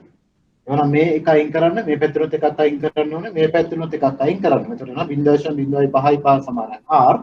ඊට ප්‍රතිශත ලකුණක් හැටියට හරවන්න 100න් වැඩි කරන්න. එතන 5.5 සමානයි R.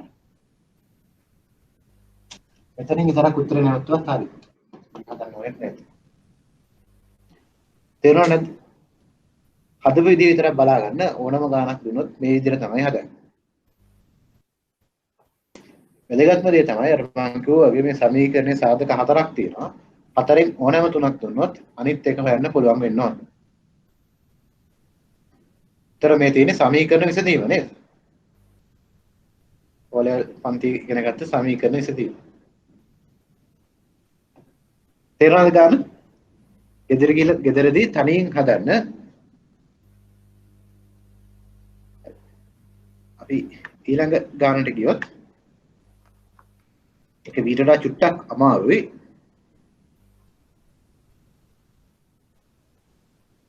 මේකේ තුන්වෙනි ගානෙත් පොඩක් කියවන්න බලන්න.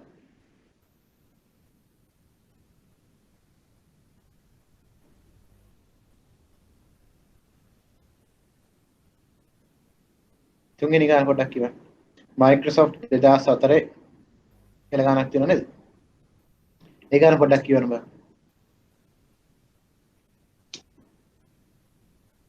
ඒකේ කියනවා Microsoft කියන සමාගම 2004 දී කොටසක ඉපයීම තිබ්බලු 1.04ක්.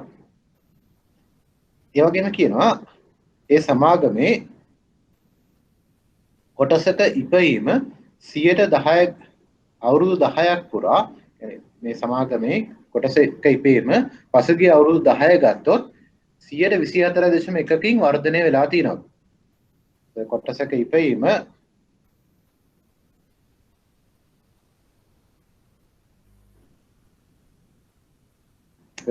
එහෙමයි කියන්නේ. 2004 ගත්තොත් මේ සමාගමේ කොටසක ඉපයීම $1.04ක් තියනවලු. පසුගිය අවුරුදු 10 දත්ත දිහා බැලුවම තොරතුරු දිහා බැලුවම පේනවලු මේ සමාගමේ කොටසක ඉපයීම 124.1කින් වර්ධනය වෙනවා කියලා.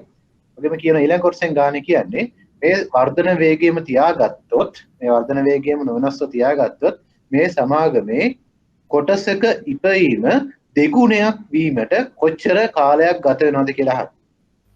අනේ ප්‍රශ්නේ තමයි මේ සමාගමේ කොටසක ඉපයීම දෙගුණයක් වීමට කොතරම් කාලයක් ගත වෙනවද කියලා අහන්න. ඒතර දීලා තියෙන තොරතුරු මොනවද? වර්තමානයේ කීයද? අද කොටසක ඉපයීම කීයද? 1.04. එහෙනම් වර්තමානයේ ඇවිල්ලා 1.04යි. ඒ වගේම දීලා තියෙනවා ලාභාංශ වර්ධන අනුපාතය නේද? කොටසක ඉපයීම වර්ධන අනුපාතය දීලා තියෙනවා කොච්චරද? 24.1. නැත්නම් දෙයින් කිව්වොත් පොලි අනුපාතිකය දීලා තියෙනවා 24.1ක් කියලා. අහන්නේ ප්‍රශ්නේ මේ 1.04 කියන එක දෙගුණයක් වීමට කොච්චර කාලයක් ගත වෙනවද කියලා. නම් මේකේ අහන්නේ මොකක්ද? එන්න අහන්න. අනාගත වටිනාකම කීයද? අනාගත වටිනාකම කීයද? කවුරු කිව්වොත් අනාගත වටිනාකම කීයද? 2.08. හරි. අනාගත වටිනාකම 2.08. ඇයි දෙගුණයක් වීමට කොච්චර කාලයක් ගත වෙනවද කියලා අහන්න. අද 1.04 කියන එක 2.08ක් දක්වා අනාගතේ වැඩි වෙන්න කොච්චර කාලයක් ගත වෙනවද කියලා අහන්න. එහෙනම් මේකේ දීලා තියෙන තොරතුරු තමයි අනාගත වටිනාකම දීලා තියෙනවා, වර්තමානයේ දීලා තියෙනවා, පොලි අනුපාතිකය දීලා තියෙනවා, දන්නේ නැත්තේ කාලය. දැන් කොහොමද බලමු මේක හදන්නේ?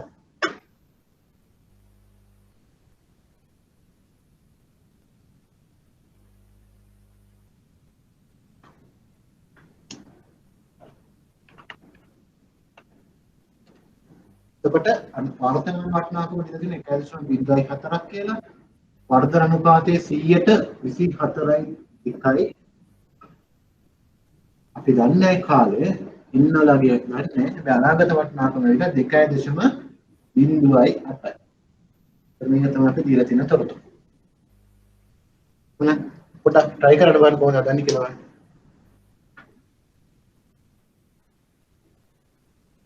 ඉස්සෙල්ලා වගේම අපිට මොකද කරන්න පුළුවන්? දෙපැත්තම 1.04න් බෙදන්න පුළුවන් නේද? මේ පැත්තත් 1.04න් බෙදන්න පුළුවන්. මේ පැත්තත් 1.04න් බෙදන්න පුළුවන්. ඒත් උත්තරේ සමානයි 1 සමානයි 1 ගන්න. මේකත් අපිට එකතු කරන්න පුළුවන්. එතකොට 1.1 ඉන්නේ බලන්න.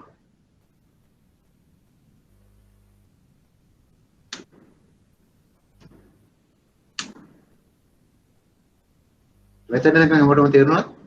එතනින් එහාට කොහොමද හදන්නේ? තමයි ප්‍රශ්නේ. එතනින් එහාට කොහොමද හදන්නේ?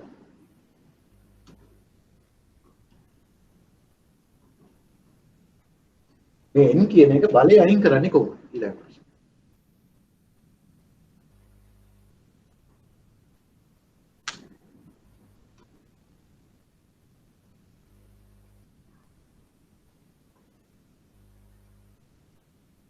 ඔකට බය වෙන්න එපා. ඉගෙන ගත්තා නේද log කියලා පාඩම. කවදා හරි දවසක ජීවිතේ. log කියලා જાතියක් ඉගෙන තියෙනව නේද? මේ log කියන දේ භාවිතා කරලා අපිට මේ බලය අයින් කරන්න පුළුවන්. මේ පියවර විතරක් බලාගෙන log කියන එක දැනගන්න අවශ්‍ය නැහැ. ගාන හදන්න විතර මේක අවශ්‍ය වෙන්නේ. ඒ නිසා අපි දෙපැත්තටම අපි log කියන එක භාවිතා කරන්න වෙනවා. ලියන්න පුළුවන් log 2 කියන එක. log භාවිතා කරන නිසා n කියන එක ඉස්සරහට එනවා. n log 1.241. මේ විදිහට බලය අයින් කරන්න නම් log කියන එක භාවිතා කරන්න වෙනවා. log කියන එක අපි ඉගෙන ගත්තා නේද? log log කියලා දේවල් ඉගෙන ගත්තා නේද? ඔය level පන්තියේ. හරි ඒක මතක් කරගන්න. එච්චර දෙයක් අවශ්‍ය නැහැ. මේ පියවර විතරක් මතක තියාගන්න. එක්සෑම් එකේ ගානෙදුත් මේ විදිහට තමයි හදන්නේ. ඊළඟට අපිට කරන්න පුළුවන් දේ තමයි දෙපැත්තම log 1.241 කියන බෙදන්න ඕනේ. රෙන් වල උත්තරේ කීයද? මේකට මේක ඇතුළේ යනවා. මේ පැත්තට ආවම මේව කපලා දාන්න පුළුවන්. මේව කපන්න පුළුවන්. log to log කපලා දාන්න පුළුවන්. පුළුවන්ද වෙයි? පුළුවන්ද වෙයි? පුළුවන්ද කපන්න?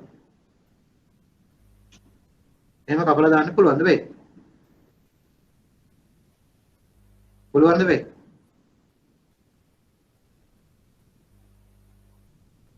එහෙම කපන්න බෑ නේද log? එහෙම log අයින් කරන්න බෑ.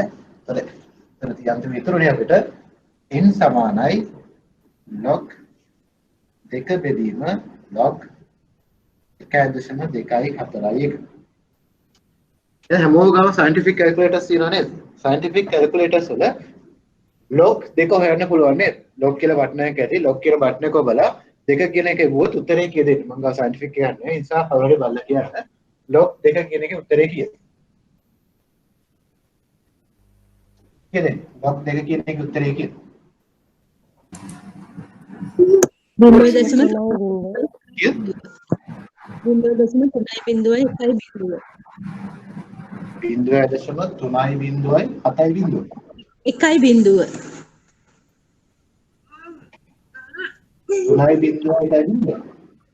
ඔව් සර්. ඊළඟ log 1.241 කියන එකේ උත්තරේ කීයද? 0.0938. 0.938. ඔව් සර්. log ඉලක්කම් කැල්කියුලේටර් එකෙන් ගත්තාම වෙන්නේ 0.3.1 බෙදීම 0.0938. දැන් උත්තරේ කීයද? 3.2.09. 0.2.9. මේ කාලේ අවුරුදු මෙච්චරක් ගත වෙනවා කියලා දැන් මේක අපි හොයාගත්තේ මොකක්ද? මේ සමාගමේ කොටසක ඉපීම දෙගුණයක් වීමට කොච්චර කාලයක් ගත වෙනවද? අවුරුදු 3.2.01 ගත වෙනවා. ඒතර මට තේරෙනවා මේ ගාන ටිකක් අමාරුයි. මොනවට කරන්නද? එකම දේ පියවර ටික මතක තියාගන්න. log කියන එක දැනගන්න අත්‍යවශ්‍යම නැහැ. පියවර log කියන එක අපි භාවිතා කරන්නේ n කියන බලය අයින් කරන්න ඕන නිසා. අයින් කරන නිසා අපි ලියුවා log 2 සමානයි n log 1.241 කියලා. log 1.241 අයින් කරන නිසා දෙපැත්තම log 1.241 බෙදුවා. මෙහාට උත්තරයක් ආවේ. ඊට පස්සේ කැල්කියුලේටර් එකෙන් අපි log වල ගණන් හොයාගත්තා. ඊට පස්සේ අපි කාලය හොයාගත්තා. මේ පියවර ටික විතරක් බලා ගන්න log කියන එක අවශ්‍ය වෙන්නේ නැහැ. හරි තේරුණාද? ඒතර අපි දැන් හැම දෙයක්ම ඉගෙන ගත්තා නේද? අපි ඉගෙන ගත්තා අනාගත වටිනාකම හොයන්න ඉගෙන ගත්තා. වර්තමාන අගය හොයන්න ඉගෙන ගත්තා. පොලි අනුපාතකය හොයන්න ඉගෙන ගත්තා. කාලය හොයන්න ඉගෙන ගත්තා නේද? ඒ නිසා මේ සමීකරණේ ඕනෑම හතරක් දුන්නොත් අනිත් එක මේ සමීකරණයේ සාධක හතරෙන් ඕනෑම තුනක් දුන්නොත් අනිත් එක හොයන්න පුළුවන් වෙන්න ඕනේ. ඒක තේරුණාද? තේරුණා නැද්ද? මම හිතන්නේ ටිකක් අමාරුයි මේක. ගෙදරදී තනියෙන් හදලා බලන්න මේ උත්තරේ එනවද කියලා. අපි පොඩ්ඩක් එක්සෑම් එකේ ආපු ප්‍රශ්නයක් බලමු දැන්. සෑම් ඔව් ඔය මේ n අගේ කැල් එකෙන් එකපාරම හදලා විභාගෙදී දැම්මට අවුලක් නැද්ද? ඔය වගේ හදන විදිය දාන්න ඕනද අපි? නෑ එහෙම අවශ්‍ය නැහැ. කැලෙන් ගන්න පුළුවන් නම් හදලා දාන්න. ඒක ගන්න පුළුවන්. ෆයිනෑන්ෂල් කැල්කියුලේටර් එක නම් ගන්න පුළුවන් නේද? ඔව්. සයන්ටිෆික් කැල්කියුලේටර් එක නම් බෑ. ෆයිනෑන්ෂල් එක නම් පුළුවන් ගන්න. සයින්ටිෆික් එක පුළුවන් අර n වෙනුවට x ආදේශ කරලා එහෙම පුළුවන්. පුළුවන්. ඒක ගන්න පුළුවන් නම් ප්‍රශ්න නැහැ. එහෙම ගන්න පුළුවන් නම් ප්‍රශ්න නැහැ. එහෙම ගන්න. ඒක ගන්න. අපි කටිගාව මෙන්න මේ past papers ගිය සතියේ ඔකට ෂෙයා කරා නේද?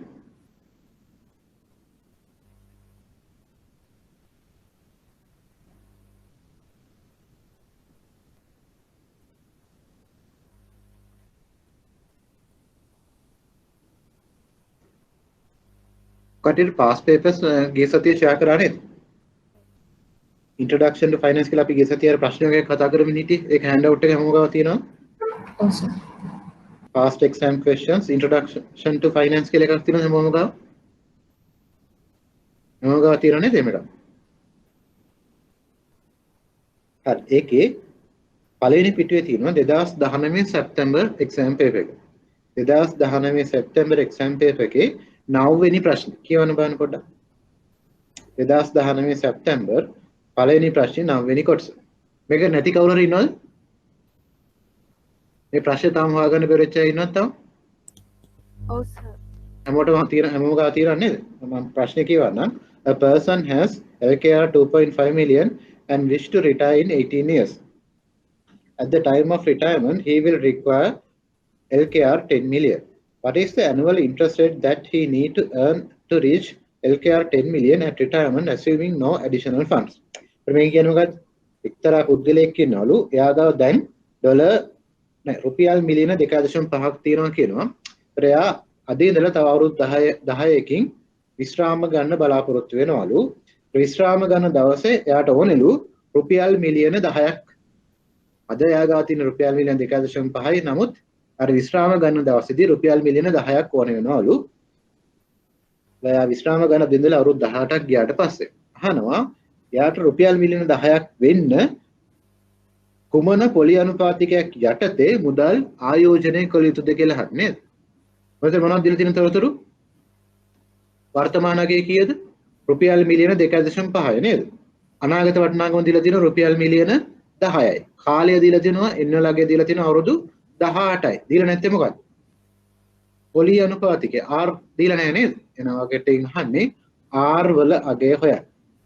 එහෙනම් තනියෙන් හදන්න බෑ විනාඩි 5ක් දෙන්න. මොකද මෙයා විනාඩි 3න් විතර මේ වගේ ගානක් දුන්නත් හදන්න ඕනේ. විනාඩි 5ක් දෙන්නම් තනියෙන් හදන්න බෑ ඉස්සෙල්ලා. මේ වගේ ගානක් මීට පොඩි වෙලාවකට කලින් කරා. ඒතර මේ පියවර මතක තියනවද කියලා බලන්නත් එක්ක තනියෙන් හදන්න බෑ මේ ගාන. අහන්නේ R වල අගය කීයද කියලා. වර්තමාන අගය දන්නවා, අනාගත වටිනාකම දන්නවා, කාලය දන්නවා. ඉර නැත්තේ පොලි අනුපාතිකය. බලන්න පොලි අනුපාතිකය. ඒතර පේනවා ඇති එක්සෑම් එක කරන්නේ ප්‍රශ්න අමාරුද? අපි ඉගෙන ගත්තේ ඒවම තමයි. පොඩ්ඩක් ගණන් හදන්න පුළුවන් වෙන්න ඕනේ. හදන්න බලන්න තනියෙන්.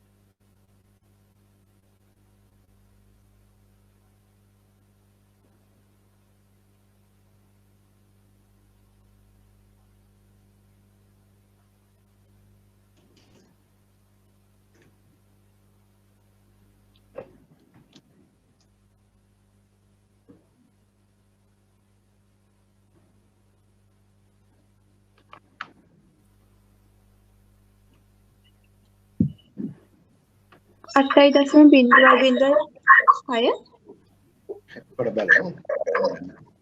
උඹ මාකින් ස්කීම් ගැන බලමු උත්තරේ මොකද්ද කියලා. 108යි සර්. හරි බලමු.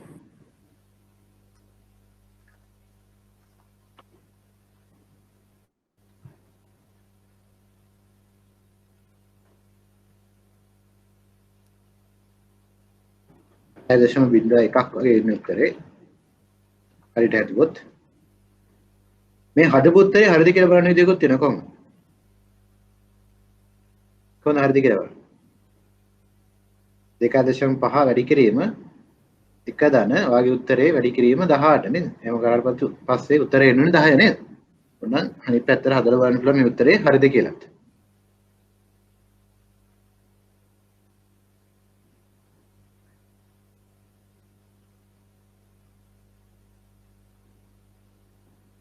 හරි තා පොඩි වෙලාවක් දෙන්නම් කදන්න අනිත් අයත්.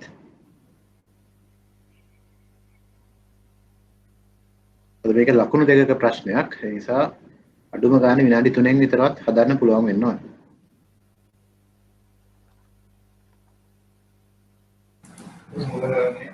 ඔස්සේ දැන් මේකේ 8.1 වෙලා 8.8යි කියලා දැම්මොත් මේ ලකුණු වෙනවද? දෙනවා.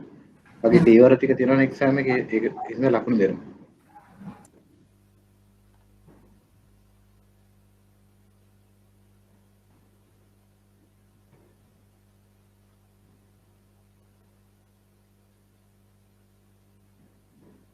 බලමු එහෙනම් කොහොමද හදන්නේ කියලා. අනාගත වටිනාකම දීලා තියෙනවා 10යි. අවුරුදු 18ක් ගියාට පස්සේ 10ක් ඕනේ. යාළුවා අද තියෙනවා 2.5ක්. ඉදන්නේ R වලගේ කාලය හැබැයි 18ක් වෙනවා. මේ ඉස්සෙල්ලා වගේම දෙපැත්තම 2.5න් බෙදන්න පුළුවන්. 2.5න් බෙදුවම උත්තරේ 4යි. උත්තර සමානයි. 1 ධන R වල 18 වෙනි බලය බලයක් අයින් කරන නිසා වැඩි වර්ගයක් අයින් කරන නිසා දෙපැත්තටම 18 වර්ගමූලය ගන්න ඕනේ. මේ පැත්ත 18 වර්ගමූලය ගත්තාම 18 කැපිලා යනවා. පැත්තේ 4 18 වෙනි වර්ගමූලය ගන්න. සමානයි 1 ධන R. 4 වෙනි 18 වෙනි වර්ගමූලය කියලා කියන්නේ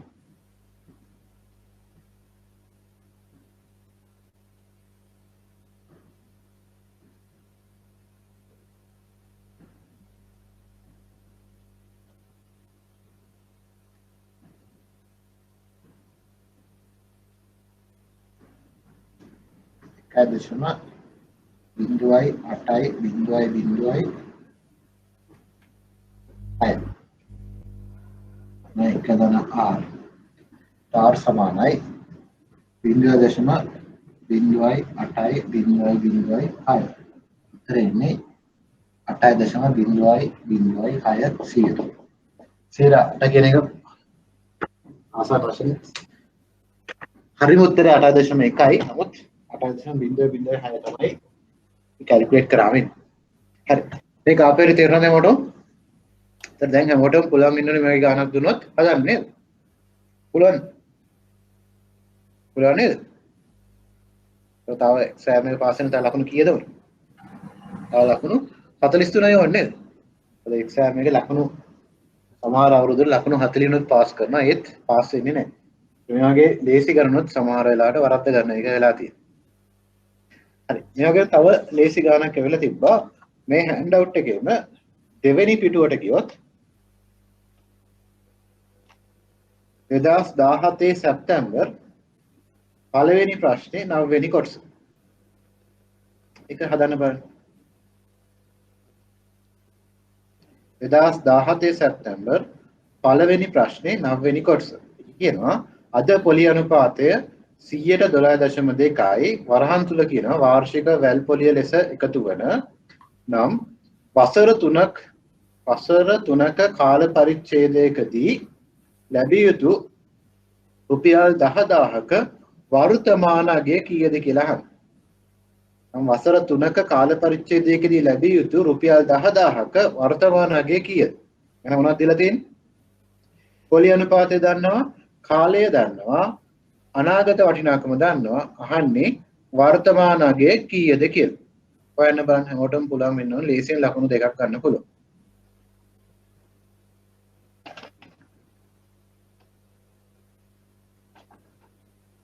අදලා උත්තරේ කියන්න බලන්න හැමෝම.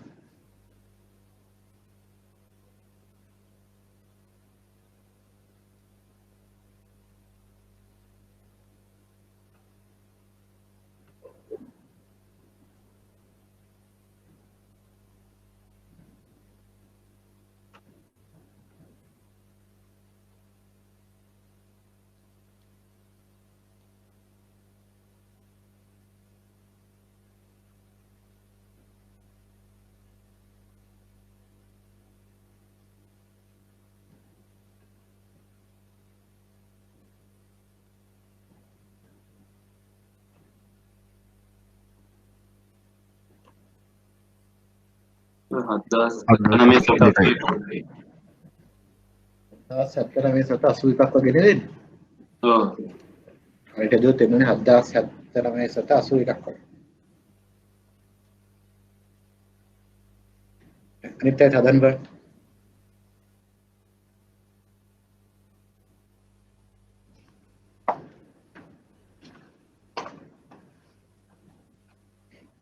අපි ඊළඟ පාඩම තමයි ප්‍රාග්ධන අයවැයකරණය කියන පාඩම. ඒ ප්‍රාග්ධන අයවැයකරණය කියන පාඩම කරන්න බෑ වර්තමාන අගය හොයන්න දන්නේ නැත්නම්. මේ පාඩමේ තනි දිගටම තියෙන්නේ වර්තමාන අගය හොයන්න.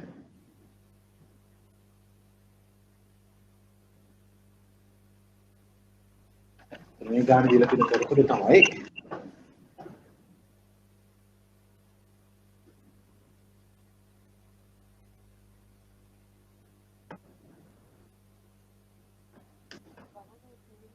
අනාගත වටිනාකම විතර දෙනවා 10000යි වර්තමාන දෙන්නේ නැහැ කරන 0.2 තුන්වෙනි පාඩය අපිට ගන්න පුළුවන් කෙලින්ම වර්තමානයේ සමානයි 10000 බෙදීම 1.0.122 තුන්වෙනි පාඩය හරස් ගණිතය කරා. උත්තරේ එන්නේ හරියට හදුවොත් 7079යි 781. හරියට උත්තරේ එන්නේ 7079යි 781.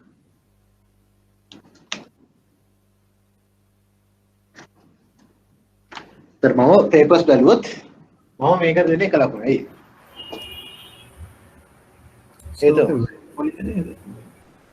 හේතුව 100ට ගණන. රුපියල් කියලා වාරේ මේක අමතක කරන්න එපා. ගොඩක් අය අමතක කරනවා මොකද පේපර්ස් බලනවා කට්ටියගේ. ඒ වගේ වැරදි නිසා තමයි සමහරට ෆේල් වෙන්නේ. මොකද අනිවාර්යෙන් අපි පේපර්ස් බලද්දී ලකුණු 40ට වඩා අරන් තියෙනවනේ අනිවාර්යෙන් පාස් කරනවා. 45 පාස් රේට් එක උනාට 41ක් වගේ අරන් තිබ්බත් ලකුණු 4ක් අතින් දාලා හරි පාස් කරනවා. ඇත්තටම මොකට ලකුණු 41ක් 42ක් ගත්තා කියන්නේ පාස් කියන එක තමයි. සමහරව 39න් නැවතිලා ඉන්නේ මේ වගේ පොඩි පොඩි මිස්ටේක්ස් හින්දා වෙන්න පුළුවන්. සර් එතන 7080 આવොත් වැරදිද? 7080 මෙහෙමයි. ඒ වගේ වෙලාවදී බලන එක්කනනුව තමයි ඩිපෙන්ඩ් වෙන්නේ. මොකද මාකින් ස්කීම් එකේ ඉන්නේ අනිවාර්යයෙන්ම 7079 සත 81යි. අඩුම ගානේ සත 83 84 78 79 ඒ වගේ වල ලකුණු දෙනවා. මම බැලුවත් 7080 ලකුණු දෙනවා. සමහර විට බලන පුද්ගලයා අනුව සමහර ලකුණු හම්බෙන්නේ නැති වෙන්න පුළුවන්. ඒ ලක් එක තමයි. සමහර වෙලාවට ලක් එක බලපන් මේකයි. මොකද ඔය කට්ටියගේ පේපර්ස් ගොඩාක් තියෙන නිසා මම විතරක් නෙවෙයි ගොඩාක් අය බලනවා. මම හිතන්නේ පේපර්ස් බලන කට්ටියගේ 15 දෙනෙක් විතර.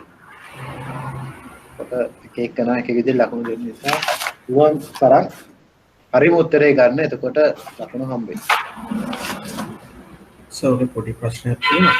ඔව්. ඕකර වැල් පොලිය එකතු වෙනවා කියලා කියන්නේ එතකොට අවුරුද්දෙන් අවසානයෙන් වෙලා මගේ වෙනස් වෙවි. අවුලක් නැද්ද ඒක? වැල් පොලිය කිව්වේ මේ විතර මේ සමීකරණේ තියෙන අතරම වැල් පොලිය කියන එක.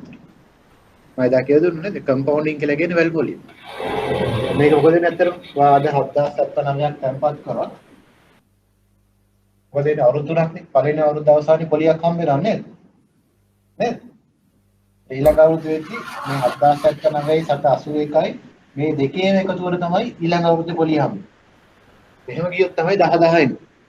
ඒකයි වැල් පොලිය කියන එකේ තේරුම. පොලියට පොලියක් එකතු වෙනවා. හැම අවුරුද්දෙම පොලියට එකතු වෙලා තමයි ඊළඟ අවුරුද්දේ පොලිය හදන්නේ. දැන් බැංකුවලත් කස්ටමර්ස් වල ඩිපොසිට් වල ගෙවන්නේ හොන්නේ නේද? වැල් පොලිය කියන්නේ ඒක. මේක වැල් පොලිය සූත්‍රය අතර. එකයි එකකින් කියන්නේ. අනිත් ඒ තමයි ඔයගොල්ලෝගේ සිංහල පේපර්ස් වල දැම්ම කියන එක හොඳයි. සමහර වෙලාවට ට්‍රාන්ස්ලේෂන් ප්‍රශ්න තියෙනවා. ඔයාලට සිංහල පේපර් එක දැක්කම දැන් මේ එකපාරට වාර්ෂික වැල් පොලිය ලෙස එකතු වෙනවා. මොකද මේක ඉංග්‍රීසි පේපර් එකේ තියෙන කම්පවුන්ඩින් කියලා. කොට සමහර වෙලාවට ට්‍රාන්ස්ලේට් කරද්දී එක එක විදිහට ට්‍රාන්ස්ලේට් වෙන්න පුළුවන්. දැන් අපි සමහර අවුරුදු වල සිංහල මීඩියම් අය පාස් කරේ ලකුණු 35යි.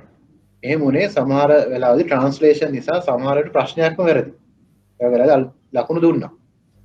සමහර වෙලාවට සිංහල පේපර්ස් වල ට්‍රාන්ස්ලේෂන් ප්‍රශ්න තියෙනවා. ඒ වගේ වෙලාවකදී ඉංග්‍රීසි පේපර් එක පොඩ්ඩක් අරගෙන බලන්න. මොකද මේ පේපර් එකත් ඔයගොල්ලෝ ගන්න පුළුවන්. ඒකෙන් ඒක චුට්ටක් බලන්න සමහර වෙලාවදී තේරෙන තැනක් තිබ්බොත්. මොකද මේ සමහර ෆයිනෑන්ස් වල තියෙන ඉංග්‍රීසි වචන වලට නිශ්චිත සිංහල වචන නැහැ. එක එක විදිහට ට්‍රාන්ස්ලේට් වෙන්න පුළුවන්. මොකද පේපර් එක හදන්නේ මම නෙමෙයි පේපර් එක හදන්නේ එක්කෙනෙක් ට්‍රාන්ස්ලේට් කරන තව කෙනෙක්. එතකොට මේ වගේ ප්‍රශ්න තියෙනවා. ඒ වගේ වෙලාවට පොඩ්ඩක් ඉංග්‍රීසි පේපර් එක අරගෙන බලන්න. හරි. එහෙනම් 10 බෙදීම එතන හරිද සර්? 10 10 බෙදීම ඔව් 1.0.122 මොකද ප්‍රශ්නේ? 1.122 මොනවද ප්‍රශ්නේ? 1.0ක් එනවා සර් එතන. නෑ සෝරි. කැල්සියම් 1.2 නේ සෝරි. කැල්සියම් 1.2. සරණ උත්තරේ මේක නේද? උත්තරේ හරි සර්. Calcium 1.2 sorry.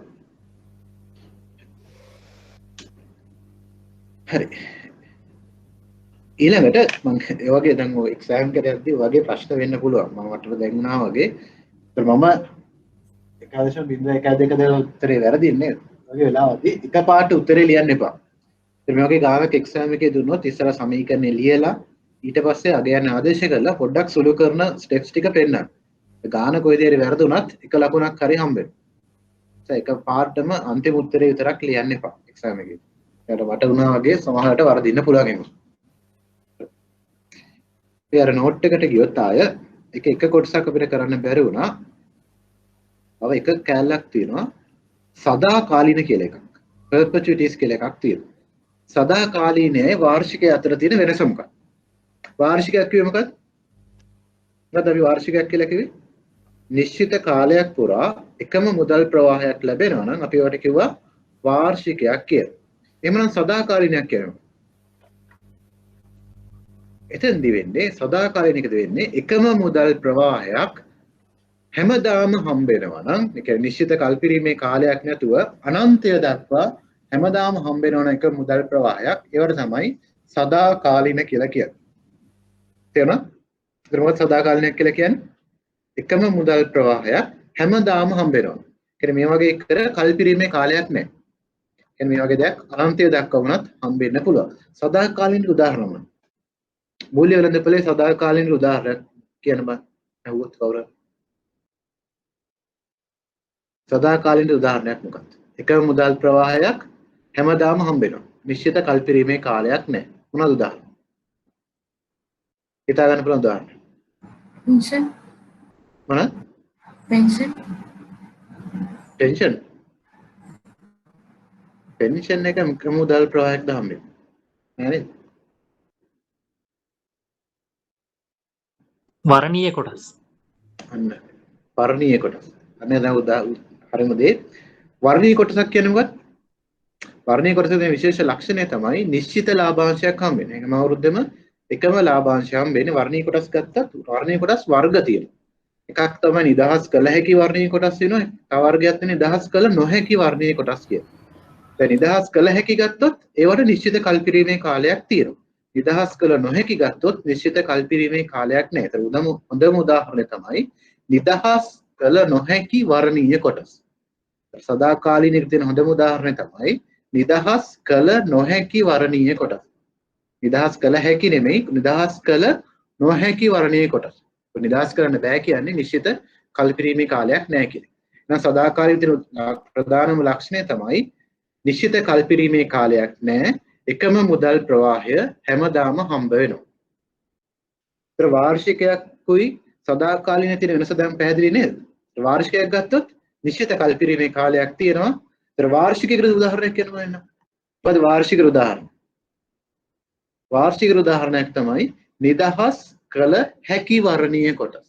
නිදහස් කළ හැකි වර්ණීය කොටස් ගත්තොත් වාර්ෂිකයක් වෙනවා. නිදහස් කළ නොහැකි වර්ණීය කොටස් ගත්තොත් සදාකාලීනයක් වෙනවා.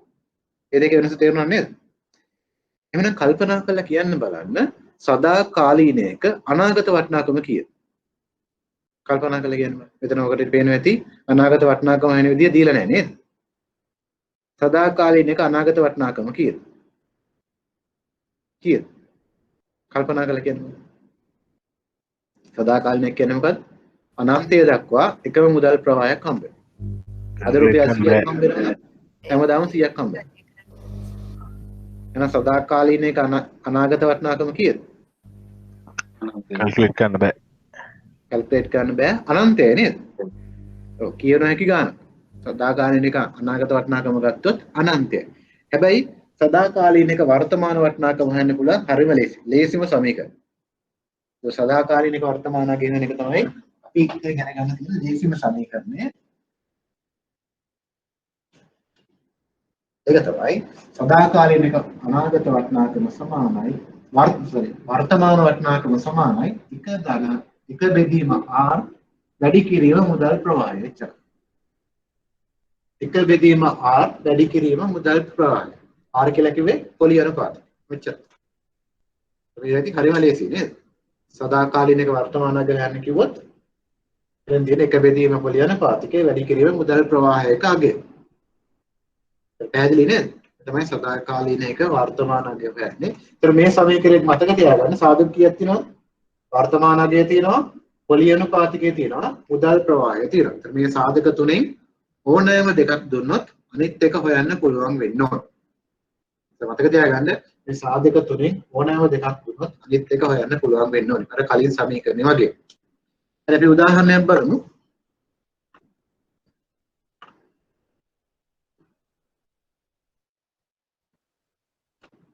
මේකේ අන්තිම පිටුවට ගියොත්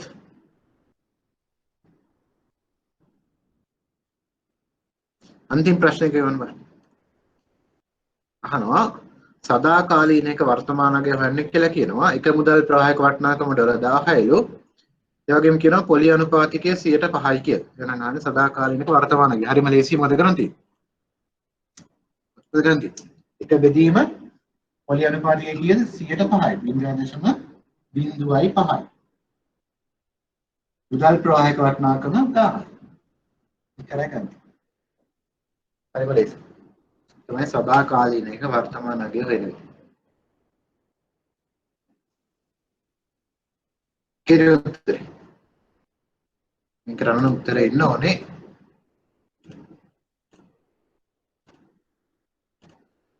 උත්තරේ ඉන්න ඕනේ 20000. $20000 වෙනවද? 20000 වෙනවද උත්තරේ? එනවා. නේද?